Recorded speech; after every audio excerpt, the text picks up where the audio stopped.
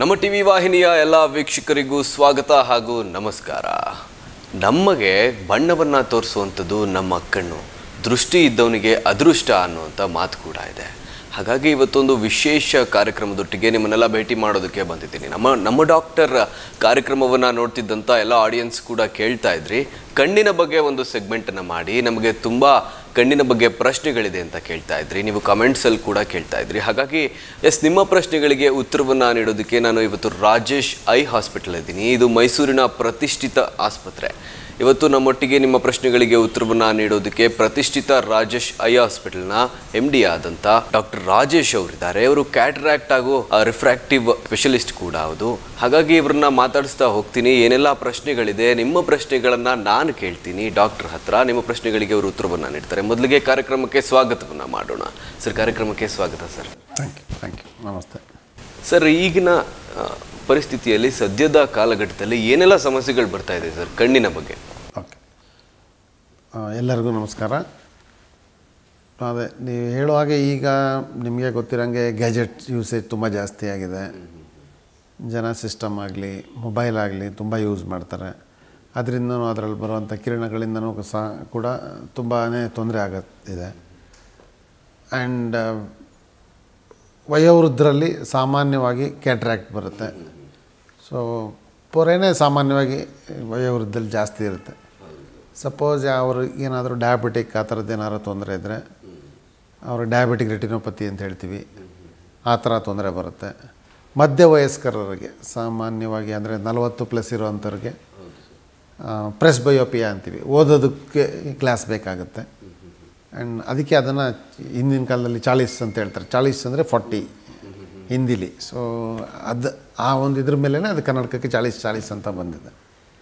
And ಚಿಕ್ಕ ಮಕ್ಕಳಲ್ಲಿ myopia ಅಂತ ಹೇಳ್ತೀವಲ್ಲ, ದೃಷ್ಟಿದೋಷ, ಆ ತೊಂದರೆ ಇರ್ಬೋದು. ಇಲ್ಲ ಸ್ಕ್ವಿಂಟ್ ಅಂತ ಹೇಳ್ತೀವಿ, ವಾರೆಗಣ್ಣು, ಆ ತೊಂದರೆ ಇರ್ಬೋದು.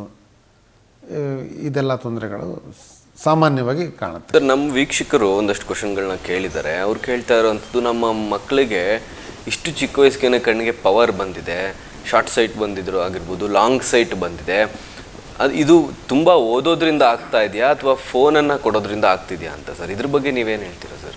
ಅದೇ ಇದೊಂದು ಉತ್ತಮವಾದ ಪ್ರಶ್ನೆನೇ.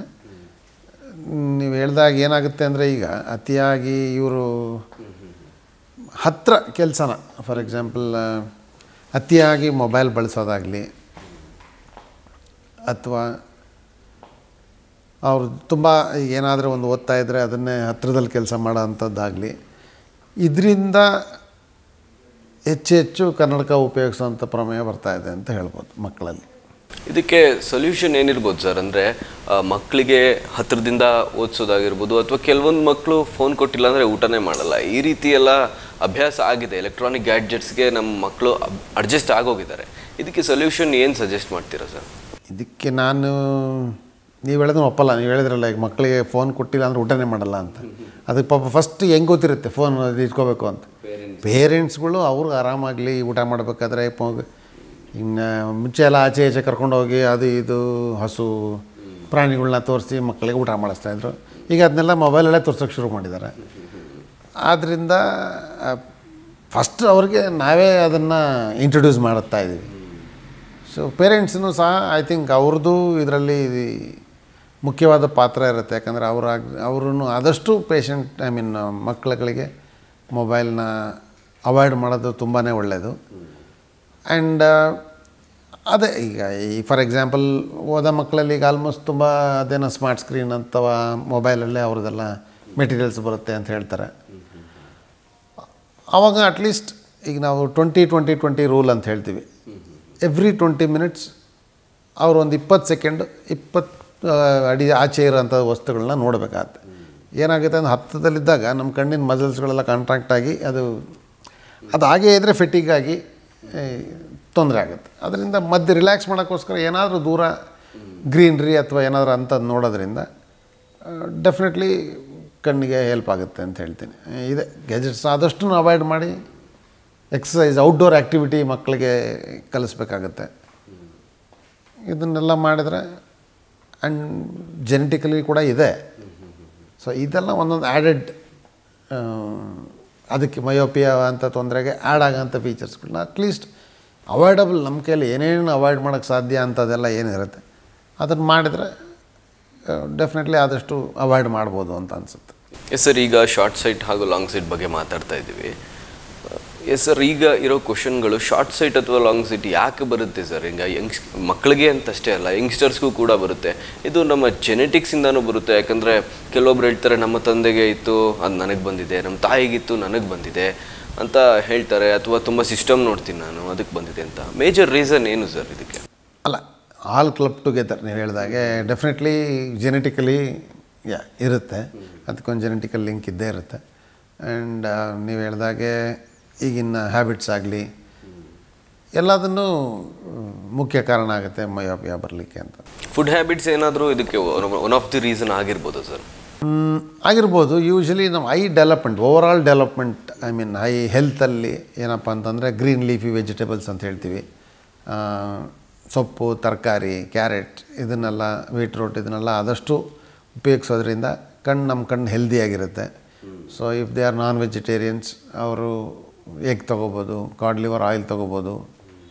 ಆ್ಯಂಡ್ ವೈಟಮಿನ್ ಎ ಏನಾದರೂ ಕಮ್ಮಿ ಇದ್ದರೆ ವೈಟಮಿನ್ ಎ ಸಪ್ಲಿಮೆಂಟ್ಸ್ ತೊಗೊಂಡು ಇದರಲ್ಲಿ ಮುಂದೆ ಬರೋ ಅಂಥದ್ದು ಕನ್ನಡಕದ ಒಂದೇ ತೊಂದರೆ ಅಲ್ಲ. ಈಗ ನಾವು ಜಿರಾಫ್ತಾಲ್ಮಿಯಾ ಅಂತ ಹೇಳ್ತೀವಿ, ವೈಟಮಿನ್ ಎ ಡಿಫಿಷಿಯನ್ಸಿ, ಇಂಥದನ್ನೆಲ್ಲ ಅವಾಯ್ಡ್ ಮಾಡ್ಬೋದು.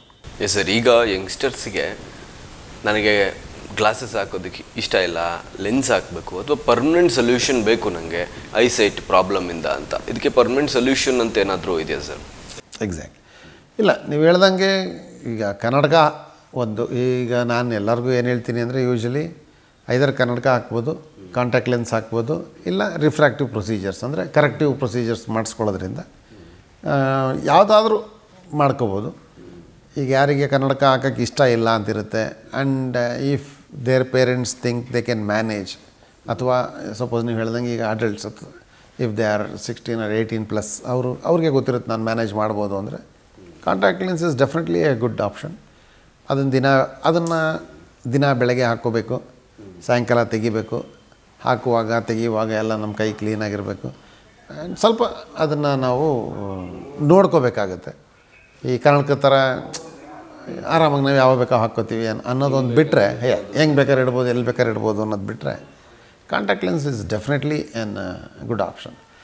ಇದಾದಮೇಲೆ ಓವರ್ 18-20 ಆದಮೇಲೆ ಪವರ್ ಸ್ಟೇಬಲ್ಲಾಗಿತ್ತು, ನಮ್ಮ ಕರಿಗುಡ್ಡೆ ಕಾರ್ನಿಯಾ ಅಂತ ಹೇಳ್ತೀವಲ್ಲ ಅದ್ರ ಥಿಕ್ನೆಸ್ ಸಫಿಷಿಯೆಂಟಾಗಿತ್ತು, ಪವರ್ ಸ್ಟೇಬಲ್ ಆಗಿದೆ ಅಂತ ಆದಮೇಲೆ ರಿಫ್ರ್ಯಾಕ್ಟಿವ್ ಪ್ರೊಸೀಜರ್, ಲ್ಯಾಸಿಕ್ ಆಗಿರ್ಬೋದು, ಸ್ಮೈಲ್ ಅಂತ ಈಗ ಹೊಸದಾಗಿ ಬಂದಿದೆ ಇದಾಗಿರ್ಬೋದು, ಇದೆಲ್ಲ ಪ್ರೊಸೀಜರ್ ಮಾಡಿಸ್ಕೊಳ್ಳೋದ್ರಿಂದ ಅವ್ರು ಪರ್ಮನೆಂಟಾಗಿ ಕಾಂಟ್ಯಾಕ್ಟ್ ಲೆನ್ಸು ಬೇಡ, ಗ್ಲಾಸು ಬೇಡ, ಆ ರೀತಿ ಇರ್ಬೋದು. ನಾರ್ಮಲ್ಲಾಗೆ ಅವರು ಪ್ರೊಸೀಜರ್ ಆದಮೇಲೆ ಸೇಮ್ 0 ಪವರ್ ಇರುತ್ತೆ ಅವ್ರಿಗೆ. ಇದು ಅಕಸ್ಮಾತ್ ಕೆಲವರಿಗೆ ಕರಿಗುಡ್ಡೆ ಥಿಕ್ನೆಸ್ ಸರಿ ಇರೋದಿಲ್ಲ ಆ್ಯಂಡ್ ತುಂಬ ಹೈ ಪವರ್ ಇರುತ್ತೆ, ಇಂಥವ್ರಿಗೆ ICL ಅಂತ ಹೇಳ್ತೀವಿ, ಇಂಜೆಕ್ಟಬಲ್ ಕಾಂಟ್ಯಾಕ್ಟ್ ಲೆನ್ಸ್ ಅಥವಾ ಕಾಲ್ಮುಲಾರ್ ಲೆನ್ಸ್ ಅಂತ. ಇದನ್ನು ಕಣ್ಣು ಒಳಗಡೆ ನಾವು ಇನ್ಸರ್ಟ್ ಮಾಡ್ತೀವಿ.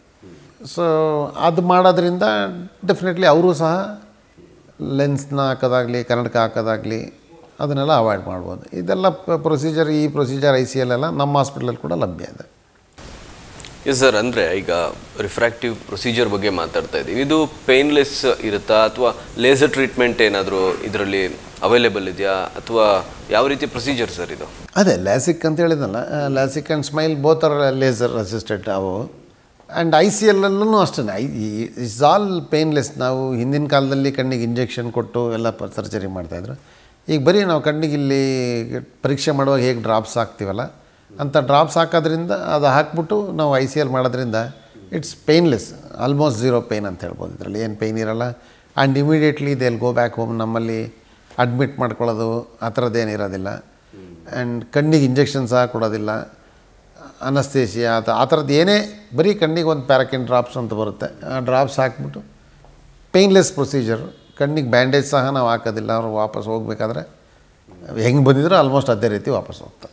ತುಂಬ ಒಳ್ಳೆ ಇನ್ಫಾರ್ಮೇಷನ್ ಸರ್. ಯಾಕಂದರೆ ತುಂಬ ಜನಕ್ಕೆ ಅದು ಡೌಟ್ಸ್ ಇರುತ್ತೆ, ಪೇಯ್ನ್ ಆಗುತ್ತಾ, ನಾನು ಕನ್ನಡಕ ಹಾಕೋದನ್ನು ಅವಾಯ್ಡ್ ಮಾಡಬೇಕು ಬಿಡಬೇಕು ಅಂತ. ತುಂಬ ಒಳ್ಳೆ ಇನ್ಫಾರ್ಮೇಷನ್ ಸರ್. ಇನ್ನು ಕ್ಯಾಟ್ರಾಕ್ಟ್ ಬಗ್ಗೆ ಬರೋದಾದರೆ ಸರ್, ತುಂಬ ಅರ್ಲಿ ಏಜಲ್ಲೂ ಕ್ಯಾಟ್ರಾಕ್ಟ್ ಬರೋದನ್ನು ನೋಡ್ತಿದ್ದೀವಿ, ಇನ್ನು ವೃದ್ಧರಿಗೆ ಕ್ಯಾಟ್ರಾಕ್ಟ್ ಬರೋದನ್ನು ನೋಡ್ತಿದ್ದೀವಿ. ಇದು ಇತ್ತೀಚೆಗೆ ಇನ್ನೂ ಜಾಸ್ತಿ ಆಗ್ತಾ ಇದೆ, ಯಾಕೆ ಸರ್ ಇದು? ಅದೇ ಈಗ ನೀವು ಹೇಳಿದಾಗ ಹೌದು, ಈಗ ಮಧ್ಯ ವಯಸ್ಸಿನವ್ರಿಗೂ ಕ್ಯಾಟ್ರಾಕ್ಟ್ ಬರೋಂಥದ್ದು ಇನ್ಸಿಡೆಂಟ್ಸ್ಗಳು ಜಾಸ್ತಿ ಆಗಿದೆ. There are studies to going on, ಏನಕ್ಕೆ ಇರಬಹುದು ಅನ್ನೋ ಲೆಕ್ಕದಲ್ಲಿ. ಆ್ಯಂಡ್ ಮುಂಚೆನೂ ಇತ್ತು, ನೀವು ಹೇಳ್ದಂಗೆ ಇನ್ಸಿಡೆನ್ಸ್ ಅದರದ್ದು ಪ್ರಮಾಣ ಈಗ ಸ್ವಲ್ಪ ಜಾಸ್ತಿ ಆಗ್ತಾಯಿದೆ. And maybe our day to day activity and over exposure ಇದೆಲ್ಲನೂ ಒಂದು ಕಾರಣ ಆಗಿರುತ್ತೆ. ಇದಕ್ಕೆ ಕ್ಯಾಟ್ರಾಕ್ಟ್ಗೆ ಪ್ರೊಸೀಜರ್ ಹೇಗಿರುತ್ತೆ ಸರ್? ಅದನ್ನು ಸರಿ ಮಾಡಬೇಕು, ನಮ್ಮ ಕಣ್ಣಲ್ಲಿ ಬ್ಲರ್ರಿ ವಿಷನ್ ಆಗಿರ್ಬೋದು, ಇದೆಲ್ಲ ಸರಿ ಮಾಡಬೇಕಂದ್ರೆ ಪ್ರೊಸೀಜರ್ ಹೇಗಿರುತ್ತೆ ಸರ್? ಕಣ್ಣಿನ ಪೊರೆ ಅಂತ. ಕರೆಕ್ಟ್, ಕಣ್ಣಿನ ಪೊರೆ ಅಥವಾ ಕ್ಯಾಟ್ರಾಕ್ಟ್ ಏನಂತೀವಲ್ಲ, ಮೋತಿಯ ಬಿಂದು ಅಂತಾರೆ ಕೆಲವರು. ಪೊರೆ, ಈಗ ಸಪೋಸ್ ನಾವಿಲ್ಲಿ ಫಸ್ಟ್ ಪೇಷಂಟ್ ನೀವು ಹೇಳ್ದಂಗೆ ಬರ್ತಾರೆ, ನಮಗೆ ಕಣ್ಣು ಮಂಜಾಗಿದೆ ಅಥವಾ ಕಣ್ಣು ಕಾಣ್ತಾನೇ ಇಲ್ಲ ಅಂತ ಬರ್ತಾರೆ. ಇಲ್ಲ ಇನ್ಯಾರೋ ನೋಡಿರ್ತಾರೆ, ಇವ್ರು ಯಾಕೋ ನಡಿಬೇಕಾರೆ ಅಲ್ಲಿ ಇಲ್ಲಿ ಟಚ್ ಮಾಡ್ಕೊಂಡು ನಡೀತಾ ಇದ್ದಾರೆ, ದೇ ಆರ್ ನಾಟ್ ಕಾನ್ಫಿಡೆಂಟ್ ನಡೆಯೋದು ಅಂತೆಲ್ಲ ಹೇಳ್ತಾರೆ. ಅದೆಲ್ಲ ನೋಡಿದರೆ ಆವಾಗ ನಾವು ಎಕ್ಸಾಮಿನೆಲ್ಲ ಮಾಡ್ತೀವಿ. ಎಕ್ಸಾಮಿನ್ ಮಾಡಿದಾಗ ನಮಗೆ ಪೊರೆ ಇದೆ ಅಂತ ಗೊತ್ತಾಯಿತು ಅಂದರೆ ಎಕ್ಸ್ಪ್ಲೈನ್ ಮಾಡ್ತೀವಿ ಪೇಷಂಟ್ಗೆ, ಅಟೆಂಡರ್ಗೆ. ಅದು ಮಾಡಾದಮೇಲೆ ಅವ್ರಿಗೆ ಒಂದು ಸ್ಕ್ಯಾನ್ಸ್ ಇರುತ್ತೆ, ಎಲ್ಲ ಅಡ್ವಾನ್ಸ್ ಸ್ಕ್ಯಾನ್ಸೂ ನಮ್ಮ ಹಾಸ್ಪಿಟ್ಲಲ್ಲಿ ಲಭ್ಯ ಇದೆ. ಆ ಸ್ಕ್ಯಾನ್ಗಳೆಲ್ಲ ಮಾಡಾದಮೇಲೆ ಅವ್ರಿಗೆ ಯಾವ ಪವರ್ದು ಲೆನ್ಸ್ ಬೇಕಾಗುತ್ತೆ, ಅವ್ರಿಗೆ ಟೋರಿಕ್ ಲೆನ್ಸ್, 2-3 ಥರದ ಲೆನ್ಸ್ ಇರುತ್ತೆ. ಅಂದರೆ ಬರೀ ರೆಗ್ಯುಲರ್ ಪವರ್ ಇರೋರಿಗೆ ಸ್ಪೆರಿಕಲ್ ಲೆನ್ಸ್ ಅಂತೀವಿ. ಈಗ ಕೆಲವ್ರಿಗೆ 2 ಪವರ್ ಇರುತ್ತೆ, ಸಿಲಿಂಡ್ರಿಕಲ್ ಪವರ್ ಇರುತ್ತೆ, ಅಂಥವ್ರಿಗೆ ಟೋರಿಕ್ ಲೆನ್ಸ್ ಅಂತೀವಿ. ಅವ್ರಿಗೆ ಆ ಥರದ ಲೆನ್ಸ್ ಬೇಕಾ? ಇಲ್ಲಾಂದರೆ ಕೆಲವ್ರು ಏನು ಹೇಳ್ತಾರೆ, ನನಗೆ ದೂರ ಹತ್ತಿರ ಎಲ್ಲಿಗೂ ಯಾವುದಕ್ಕೂ ಕನ್ನಡಕ ಹಾಕ್ಕೊಳ್ಳೋ ಅಂಥದ್ದು ಬೇಡ, ಫ್ಯೂಚರಲ್ಲಿ ನೀವು ಸರ್ಜರಿ ಆದಮೇಲೆ ನನಗೆ ಗ್ಲಾಸ್ ಫ್ರೀ ಇರಬೇಕು ಅಂತಂದರೆ ಅದಕ್ಕೆ ಮಲ್ಟಿಫೋಕಲ್ಸ್, ಟ್ರೈಫೋಕಲ್ಸ್ ಅಂತ ಲೆನ್ಸ್ಗಳಿದೆ. ಇದೆಲ್ಲ there are so many advance lenses. So ನೀವು ಎಲ್ಲ ಥರದ ಕ್ಯಾಟ್ರಾಕ್ಟಲ್ಲಿ ನೀವು ಹೇಳಿದಾಗೆ ನಾವು ಫೇಕೋಮೆಸಿಫಿಕೇಷನ್, ದಟ್ ಈಸ್ ಲೇಟೆಸ್ಟ್ ಟೆಕ್ನಾಲಜಿ ಏನಿದೆ ಅದರಲ್ಲೇ ಮಾಡ್ತೀವಿ. ಇಲ್ಲೂ ಸಹ ನಾವು ಯಾವುದೇ ರೀತಿಯ ಇಂಜೆಕ್ಷನ್ ಆಗಲಿ, ಪೇಷಂಟಿಗೆ ಬೇರೆ ಯಾವುದೇ ರೀತಿಯ ನೋವು ಆಗೋದಾಗಲಿ ಏನೂ ಆಗೋದಿಲ್ಲ. ಆ್ಯಂಡ್ ನಾವು ಬೆಳಗ್ಗೆ ಬಂದರೆ ಮಧ್ಯಾಹ್ನದೊಳಗೆ after surgery they will go back home. And ಈ ಥರದ್ದೆಲ್ಲ ಆಪ್ಷನ್ಸ್ ಇರುತ್ತೆ. ರಿಕವರಿಗೆ ಎಷ್ಟು ದಿನ ಬೇಕಾಗ್ಬೋದು ಸರ್ ಕ್ಯಾಟ್ರಾಕ್ಟ್ ಸರ್ಜರಿ ಆದಮೇಲೆ? ರಿಕವರಿ ನೀವು ಹೇಳ್ದಂಗೆ ಹಿಂದೆ ಎಲ್ಲ ಏನಂದರೆ ಒಂದು ಕತ್ಲು ರೂಮಲ್ಲಿ ಇರೋರು, ಕಣ್ಣಿಗೊಂದು ಬಟ್ಟೆ ಕಟ್ಟಿರೋರು, ಬೆಳಕು ನೋಡೋ ಆಗಿಲ್ಲ, ಅದೆಲ್ಲ. ಸೊ ಆ ಥರದ್ದೆಲ್ಲ ಏನಿಲ್ಲ. ನಾವೀಗ ಸರ್ಜರಿ ಮಾಡಾದಮೇಲೆ ಯೂಶ್ವಲಿ ನನ್ನ ಪೇಷಂಟ್ಸಿಗೆ ಏನು ತೊಂದರೆ ಇಲ್ಲ, ದೇ ಕ್ಯಾನ್ ಗೋ ಆ್ಯಂಡ್ ಬೇಕಾದರೆ ನೀವು ಟಿ ವಿ ನೋಡಿ ಏನು ಬೇಕಾದ್ರೂ ನೋಡ್ಬೋದು ಅಂತ ಹೇಳಿರ್ತೀವಿ. ಆ ಥರದ್ದು ಏನಿಲ್ಲ, immediately they can see, there is no problem.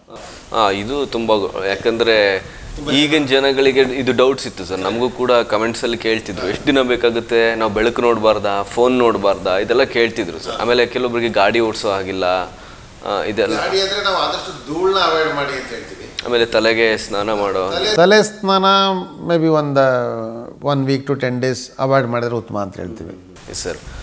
ಇನ್ನು ಹಲ್ಲಿನ ಪೇಷಂಟ್ಸ್ಗೆ ತುಂಬ ಡೌಟ್ಸ್ ಇರುತ್ತೆ ಸರ್. ನಾನೀಗ ಹಲ್ಲು ಕೀಳಿಸ್ಬೇಕು ಅಥವಾ ರೂಟ್ ಕೆನಾಲ್ ಮಾಡಿಸ್ಬೇಕು, ತುಂಬ ನೋವಿದೆ, ಈ ನೋವನ್ನ ಹಾಗೆ ಬಿಟ್ಟರೆ ನನ್ನ ಕಣ್ಣು ಹೋಗ್ಬಿಡುತ್ತೆ, ಕಣ್ಣಿಗೆ ತೊಂದರೆ ಆಗುತ್ತೆ, ಯಾಕಂದರೆ ಪೇಯ್ನ್ ಕಣ್ಣಿಗೂ ಸ್ಪ್ರೆಡ್ ಆಗೋ ಚಾನ್ಸಸ್ ಇರುತ್ತೆ, ಈ ರೀತಿ ಎಲ್ಲ ಕ್ವಶನ್ಸ್ ಇದೆ ಸರ್. ಇದು ಮಿತ್ತ ಅಥವಾ ನಿಜಾನ ಸರ್? ಇಲ್ಲ, ಡೆಫಿನೆಟ್ಲಿ ಇದು ಮಿತ್ತೇನೆ. ನೀವು ಹೇಳ್ದಾಗೆ ತುಂಬ ಜನ ಪೇಷಂಟ್ಸ್ ಕೇಳ್ತಾರೆ. ಆಮೇಲೆ ಸರ್ಜರಿ ಆದಮೇಲಂತೂ ಅವ್ರಿಗೆ ತುಂಬಾ ಭಯ ಇರುತ್ತೆ, ನಾವೇನಾದರೂ ಡೆಂಟಿಸ್ಟ್ ಹತ್ರ ಹೋಗ್ಬೋದಾ ಇಲ್ವಾ ಅಂತ. ಆ ಥರದ್ದು ಏನೂ ಸಮಸ್ಯೆ ಇರೋದಿಲ್ಲ. ನೀವು ನಿಮ್ಮದು ಏನೇನು ಡೆಂಟಲ್ ಪ್ರಾಬ್ಲಮ್ ಇದೆ ಅದನ್ನೆಲ್ಲ ಡೆಫಿನೆಟ್ಲಿ ಆಫ್ಟರ್ ಸರ್ಜರಿ ಅಥವಾ ಬಿಫೋರ್ ಸರ್ಜರಿ ಏನಿದೆ ಅದನ್ನು ಮಾಡಿಸ್ಕೋಬೋದು. ಅದಕ್ಕೆ ಮಾಡಿಸೋದ್ರಿಂದ ಕಣ್ಣು ಹೋಯ್ತು ಯಾವುದೇ ರೀತಿಯ ಪ್ರಾಬ್ಲಮ್ಮು ಬರೋದಿಲ್ಲ. ಸರ್, ಆಮೇಲೆ ಕೆಲವೊಬ್ಬರಿಗೆ ಕಣ್ಣು ಈ ಬ್ಲ್ಯಾಕ್ ಪೋರ್ಷನ್ ಏನಿದೆ ಇದ್ರ ಪಕ್ಕದಲ್ಲಿ ಯಾವಾಗಲೂ ರೆಡ್ ಆಗಿ ಇರೋವಂಥದ್ದು, ಇದೆಲ್ಲ ತುಂಬ ಡೌಟ್ಸ್ ಇರುತ್ತೆ ಸರ್. ಇದು ಯಾಕೆ ಆಗ್ಬೋದು ಸರ್, ಏನಂತ ಕರೀತಾರೆ?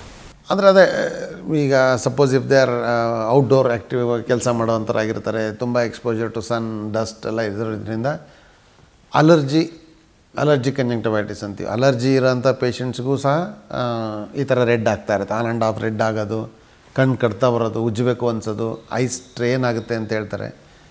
ಇವ್ರಿಗೂ ಕಣ್ಣು ಕೆಂಪಾಗುತ್ತೆ. ಇನ್ನೊಂದು ಏನಂದರೆ ದುರ್ಮಾಂಸ ಅಥವಾ ಟೆರಿಜಿಯಮ್ ಅಂತ ಏನು ಹೇಳ್ತೀವಲ್ಲ, ಅದು ಬಿಳಿ ಗುಡ್ಡೆಯಿಂದ ಕರಿ ಗುಡ್ಡೆ ಮೇಲೆ ಹಿಂಗೆ ಬೆಳ್ಕೊಂಬರ್ತಾ ಇರುತ್ತೆ. ಅದು ಸಹ ಇನ್ಫ್ಲಮೇಷನ್ ಆದಾಗ ಕೆಂಪಾಗಿ ಕಾಣುತ್ತೆ. ಅದೂ ಒಂದು ಕಾರಣ. ಕಣ್ಣು ಈ ಭಾಗದಲ್ಲಿ ಅಥವಾ ಇಲ್ಲಿಂದ ಈ ಕಡೆಗೆ ರೆಡ್ ಆಗೋಂಥ ಸಾಧ್ಯತೆ ಜಾಸ್ತಿ ಇರುತ್ತಲ್ಲ, ಅದು ಟೆರಿಜಿಯಮ್ ಇದರಿಂದ ಆಗುತ್ತೆ. ಅದನ್ನು ಸಹ ಆಲ್ಮೋಸ್ಟ್ ಪೇನ್ಲೆಸ್ಸಲ್ಲಿ ತೆಗೆಸ್ಕೋಬೋದು. ಅದನ್ನು ಸರ್ಜರಿಲಿ ತೆಗಿಬೋದು. ಅದನ್ನು ಸಹ ವಿತೌಟ್ ಸ್ಟಿಚ್ಚೇ ಮಾಡ್ತೀವಿ ಈಗ. ಎಸ್ ಸರ್, ಇನ್ನು ತುಂಬ ಜನಕ್ಕೆ ಕಣ್ಣು ಕಡ್ತಾ ಬರ್ತಿರುತ್ತೆ, ಉರಿ ಬರ್ತಾ ಇರುತ್ತೆ, ನನ್ನ ಬಾಡಿ ಹೀಟ್ ಆಗಿಬಿಟ್ಟಿದೆ, ಇದು ನಾರ್ಮಲ್ ಅಲ್ವಾ ಅನ್ನೋ ಥರ ನೆಗ್ಲೆಕ್ಟ್ ಮಾಡ್ತಿರ್ತಾರೆ. ಅದು ಯಾವ ಕಾರಣಕ್ಕಾಗುತ್ತೆ ಸರ್? ಅದೇ ನಾನು ಹೇಳಿದಾಗೆ ಅಲರ್ಜಿ ಕಂಜಂಕ್ಟಿವೈಟಿಸ್, ಆ ಬಾಡಿ ಹೀಟು ಅದು ಯಾವುದರಿಂದನೂ ಐ ಡೋಂಟ್ ಥಿಂಕ್ ಆಗೋದಿಲ್ಲ ಅನ್ಕೋತೀನಿ. ಎಸ್ ಎಲ್ಲರೂ ತುಂಬ ಜನ ಇದನ್ನೇ ಬಂದು ಕೇಳ್ತಾರೆ, ಎಳ್ನೀರು ಕುಡಿದೆ ಸರ್, ತಲೆಗೆ ಹರಳೆಣ್ಣೆ ಹಚ್ಕೊಂಡೆ, ಆದರೂ ಹಿಂಗೆ ಇದೆ ಅಂತ. So it most of the time it is due to allergy ಇರ್ಬೋದು, ಇಲ್ಲ ಇನ್ಫೆಕ್ಷನ್ ಇರ್ಬೋದು. ಈಗ ಕಂಜಂಕ್ಟಿವೈಟಿಸ್ ಅಂತೀವಲ್ಲ, ಏನು ಮಡ್ರಾಸಾಯಿ, ಅದರಲ್ಲೂ ಸಹ ಏನಾಗುತ್ತೆ ಅಂದರೆ ಕಣ್ಣು ಕೆಂಪಾಗಿರುತ್ತೆ, ಕಣ್ಣಲ್ಲಿ ಜಿಬ್ರೆ ಕಟ್ಕೋತಾ ಇರುತ್ತೆ, ಕಣ್ಣಲ್ಲಿ ನೀರು ಬರ್ತಾ ಇರುತ್ತೆ, ದೃಷ್ಟಿ ಸ್ವಲ್ಪ ಮಬ್ಬು ಥರ ಕಾಣ್ತಾ ಇರುತ್ತೆ. ಇದೆಲ್ಲ ಕಾರಣಗಳಿಂದನೂ ಕಣ್ಣು ಕೆಂಪಾಗುತ್ತೆ, ಅಲರ್ಜಿ ಅಥವಾ ಕಂಜಂಕ್ಟಿವೈಟಿಸ್. ಸರ್, ಮಡ್ರಾಸಾಯಿ ಬಗ್ಗೆ ನೀವು ಹೇಳಿದ್ದಕ್ಕೆ ಒಂದು ಕ್ವಶನ್ ಕೇಳಬೇಕನ್ನಿಸ್ತು. ಮಡ್ರಾಸಾಯಿ ಆಗಿರೋರಿಗೆ ನಾವು ದೃಷ್ಟಿ ಇಟ್ಟು ನೋಡಿದ್ರೆ ನಮಗೆ ಟ್ರಾನ್ಸ್ಫರ್ ಆಗುತ್ತೆ ಅಂತ ಒಂದು ಡೌಟ್ಸ್ ಇದೆ ಸರ್. ಹಂಗಿದ್ದಿದ್ರೆ ನಮಗೆ ಎಲ್ಲ ಪೇಷಂಟಿಂದನೂ ಟ್ರಾನ್ಸ್ಫರ್ ಆಗಲೇಬೇಕಿತ್ತಲ್ಲ. ಅದಕ್ಕೆ ಎಸ್ ಎಕ್ಸಾಕ್ಟ್ಲಿ, ಇಲ್ಲ ಎಲ್ಲರೂ ಅದೇ ಅನ್ಕೋತಾರೆ. ಅದಕ್ಕೆ ಅರ್ಧ ಬ್ಲ್ಯಾಕ್ ಗ್ಲಾಸ್ ಹಾಕೊಂಡ್ಬಂದ್ವಿ ಸರ್, ಯಾರು ನೋಡಬಾರ್ದು. ಅದು ಹೇಗೆ ಅಂದರೆ ಟ್ರಾನ್ಸ್ಮಿಟ್ ಆಗೋದು ಟಚ್ಚಿಂದ. ಈಗ ಸಪೋಸ್ ನನ್ನ ಕಣ್ಣು ಉಚ್ಕೋದು, ನನಗೆ ಮಡ್ರಾಸ್ ಆಗಿ ಬಂದಿದೆ ಅಥವಾ ಕಂಜಂಕ್ಟಿವೈಟಿಸ್ ಇದೆ ಅಂದಾಗ ನನ್ನ ಕೈಯಲ್ಲಿ ನಾನು ಟಚ್ ಮಾಡಿಕೊಂಡು ನಿಮ್ಗೆ ಶೇಕ್ ಹ್ಯಾಂಡ್ ಮಾಡಿದರೆ ನೀವು ನಿಮ್ಮ ಕಣ್ಣನ್ನು ಟಚ್ ಮಾಡಿಕೊಂಡಾಗ ಆ ರೀತಿ ಅದು ಹರಡುತ್ತೆ ಹೊರತು ನೋಡೋದ್ರಿಂದ ಯಾವುದೇ ಕಾರಣಕ್ಕೂ ಹರಡೋದಿಲ್ಲ. ಅದಕ್ಕೆ ನಾನು ಎಲ್ಲರಿಗೂ ಹೇಳ್ತೀನಿ, ಕಂಜಂಕ್ಟಿವೈಟಿಸ್ ಬಂದಿರೋ ಅಂಥವ್ರಿಗೆ ನೀವು ಕಣ್ಣು ಮುಟ್ಟೋಕ್ಕಿಂತ ಮುಂಚೆ ಕಣ್ಣು ಮುಟ್ಟಾದಮೇಲೆ ನಿಮ್ಮ ಕೈನ ಚೆನ್ನಾಗಿ ಸ್ಯಾನಿಟೈಸ್ ಮಾಡ್ಕೊಳ್ಳಿ, ಇಲ್ಲ ಸೋಪ್ ಹಾಕ್ಬಿಟ್ಟು ಚೆನ್ನಾಗಿ ತೊಳ್ಕೊಂಡ್ರೆ ಅದು ಹರಡಲ್ಲ. ನೆಕ್ಸ್ಟ್ ಏನಪ್ಪ ಅಂದರೆ ಟವಲ್ಸ್, ಕೆಲವರು ಟವಲ್ ಶೇರ್ ಮಾಡ್ತಾರೆ, ನ್ಯಾಪ್ಕಿನ್ಸ್, ಅದೆಲ್ಲ ಅವ್ರು ಸಪ್ರೇಟ್ ಇಟ್ಟರೆ ಅದರಿಂದ ಕಂಜಂಕ್ಟಿವೈಟಿಸ್ ಸ್ಪ್ರೆಡ್ ಮಾಡೋದನ್ನ ಅವಾಯ್ಡ್ ಮಾಡ್ಬೋದು. ಸರ್, ತುಂಬ ಜನಕ್ಕೆ ಯಾವಾಗ ಡಾಕ್ಟ್ರನ್ನ ನಾವು ಕಾಣಬೇಕು ಅನ್ನೋದು ಗೊತ್ತಿರೋದಿಲ್ಲ ಸರ್. ಕೆಲವೊಂದು ಸಮಸ್ಯೆಗಳಿಗೆ ಯಾಕೆ ಡಾಕ್ಟ್ರನ್ನ ಕಾಣಬೇಕು, ಯಾವಾಗ ಕಾಣಬೇಕು, ಇದು ಕ್ಲಾರಿಟಿ ಇರೋದಿಲ್ಲ.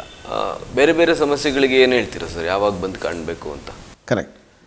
ನಾನು ಹಿಂದೆ ಯಾವುದೋ ಒಂದು ಇಂಟರ್ವ್ಯೂವಲ್ಲಿ ಹೇಳಿದ್ದೆ, ಈಗ ಫಾರ್ ಎಕ್ಸಾಂಪಲ್ ಸ್ಕೂಲಿಗೆ ಸೇರ್ಸೋಕ್ಕಿಂತ ಮುಂಚೆ ಬೇಬಿ ಸಿಟ್ಟಿಂಗ್ ಅಥವಾ ಯಾವಾಗ ಪೇಷಂಟ್ಸ್ ಮಕ್ಕಳಿಗೆ ದೇ ಕ್ಯಾನ್ ರೆಕಗ್ನೈಸ್ ಆಲ್ಫಾಬೆಟ್ಸ್ ಎಲ್ಲ, ಈಗ ಸ್ಕೂಲ್ನ ಗೌರ್ಮೆಂಟರು ಒಂದು ಮ್ಯಾಂಡೇಟ್ರಿ ಮಾಡಿಬಿಟ್ರೆ, ಈಗ ಹೆಂಗೆ ಪೀಡಿಯಾಟ್ರಿಷನ್ಸ್ಗೆಲ್ಲ ತೋರಿಸ್ತಾರಲ್ಲ, ಅವ್ರದ್ದು ಒಂದು ಐ ಸರ್ಟಿಫಿಕೇಟ್, ಅವ್ರ ವಿಷನ್ ಎಷ್ಟಿದೆ ಅಂತ ಒಂದು ತೊಗೊಂಡು ಬನ್ನಿ ಅಂತ ಮಾಡಿದರೆ ಅದರಿಂದ ಡೆಫಿನೆಟ್ಲಿ ಹೆಲ್ಪ್ ಆಗುತ್ತೆ ತುಂಬ. ಈಗ ಏನಾಗುತ್ತೆ,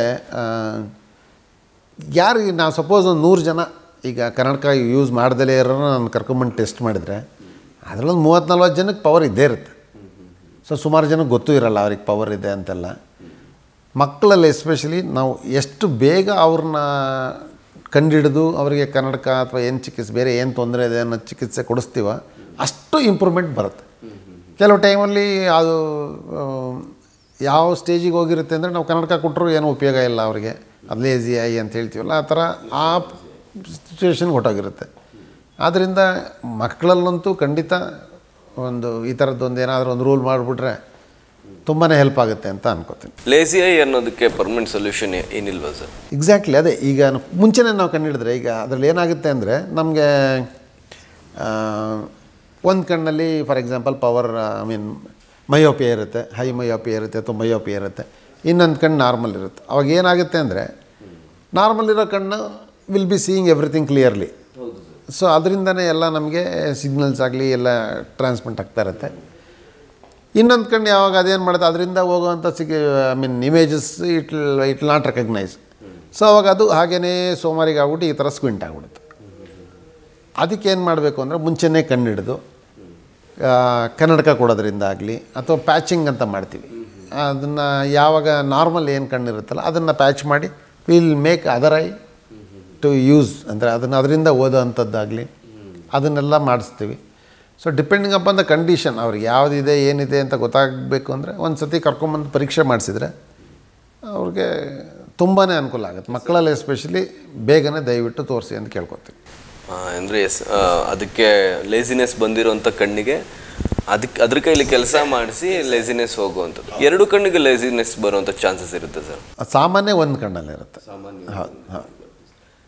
2 ಕಣ್ಣಲ್ಲೂ ಅದೇ ನೀವು ಹೇಳ್ದಂಗೆ, ನೀವು 2 ಕಣ್ಣಲ್ಲೂ ನನಗೆ ರಿಫ್ರಾಕ್ಟಿವ್ ಎರರ್ ಇದೆ ಅಂದ್ಕೊಳ್ಳಿ, ನನಗೆ 100% 6/6 ಅಂತ ನಾವೇನು ಹೇಳ್ತೀವಿ ಅಷ್ಟಿರಲ್ಲ, ತೋರಿಸೋದೇ ಇಲ್ಲ ನೀವು ಮಗುಗೆ.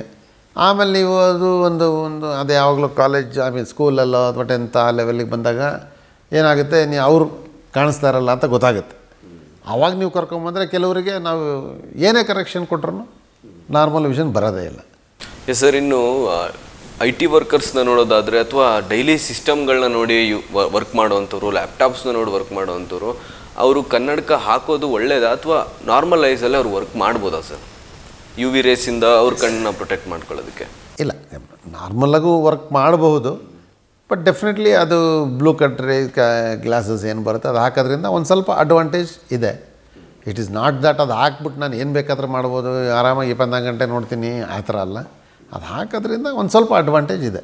ಎಸ್ ಸರ್, ಇನ್ನು ತಲೆನೋವು ಬರುತ್ತೆ ಕೆಲವೊಬ್ಬರಿಗೆ. ನಾನು ಓದ್ಬಿಟ್ಟು ತಲೆನೋವು ಬಂತು, ಕಣ್ಣಿಂದ ತಲೆನೋವು ಬಂತು, ಕಣ್ಣು ಮೇಲೆ ನೋವು ಬರುತ್ತೆ, ಈ ರೀತಿ ಕ್ವಶನ್ಗಳು ಕೂಡ ಇದೆ ಸರ್, ಡೌಟ್ಸ್ ಇದೆ. ಅದು ಯಾವ ಕಾರಣಕ್ಕೆ ಆಗ್ಬೋದು ಸರ್? ಹೌದು, ತಲೆನೋವು ಅದು ಸಾಮಾನ್ಯವಾಗಿ ನಮ್ಮ ರಿಫ್ರಾಕ್ಟಿವ್ ಎರರ್ ಏನಿರುತ್ತಲ್ಲ, ಈಗ ಮಯೋಪಿಯಾ ಆಗಲಿ, ಅಸ್ಟಿಗ್ಮ್ಯಾಟಿಸಮ್ ಆಗಲಿ, ಆ ತೊಂದರೆ ಇರೋಂಥವ್ರಿಗೂ ತಲೆನೋವು ಬರುತ್ತೆ. ಈಗ ತಲೆನೋವು ನಾನು ಅದನ್ನ ಹೇಳ, ತಲೆನೋವು ಈಗ ತಲೆಯಲ್ಲಿ ಏನಾದರೂ ತೊಂದರೆ ಇದ್ರೂ ಬರುತ್ತೆ, ಕಿವಿಲಿ ತೊಂದರೆ ಇದ್ರೆ ಬರುತ್ತೆ, ಸೈನಸೈಟಿಸ್ ಇದ್ದರೆ ನಮ್ಮದು ರಿಫ್ರಾಕ್ಟಿವ್ ಎರರ್ ಇದ್ದರೆ ಬರುತ್ತೆ.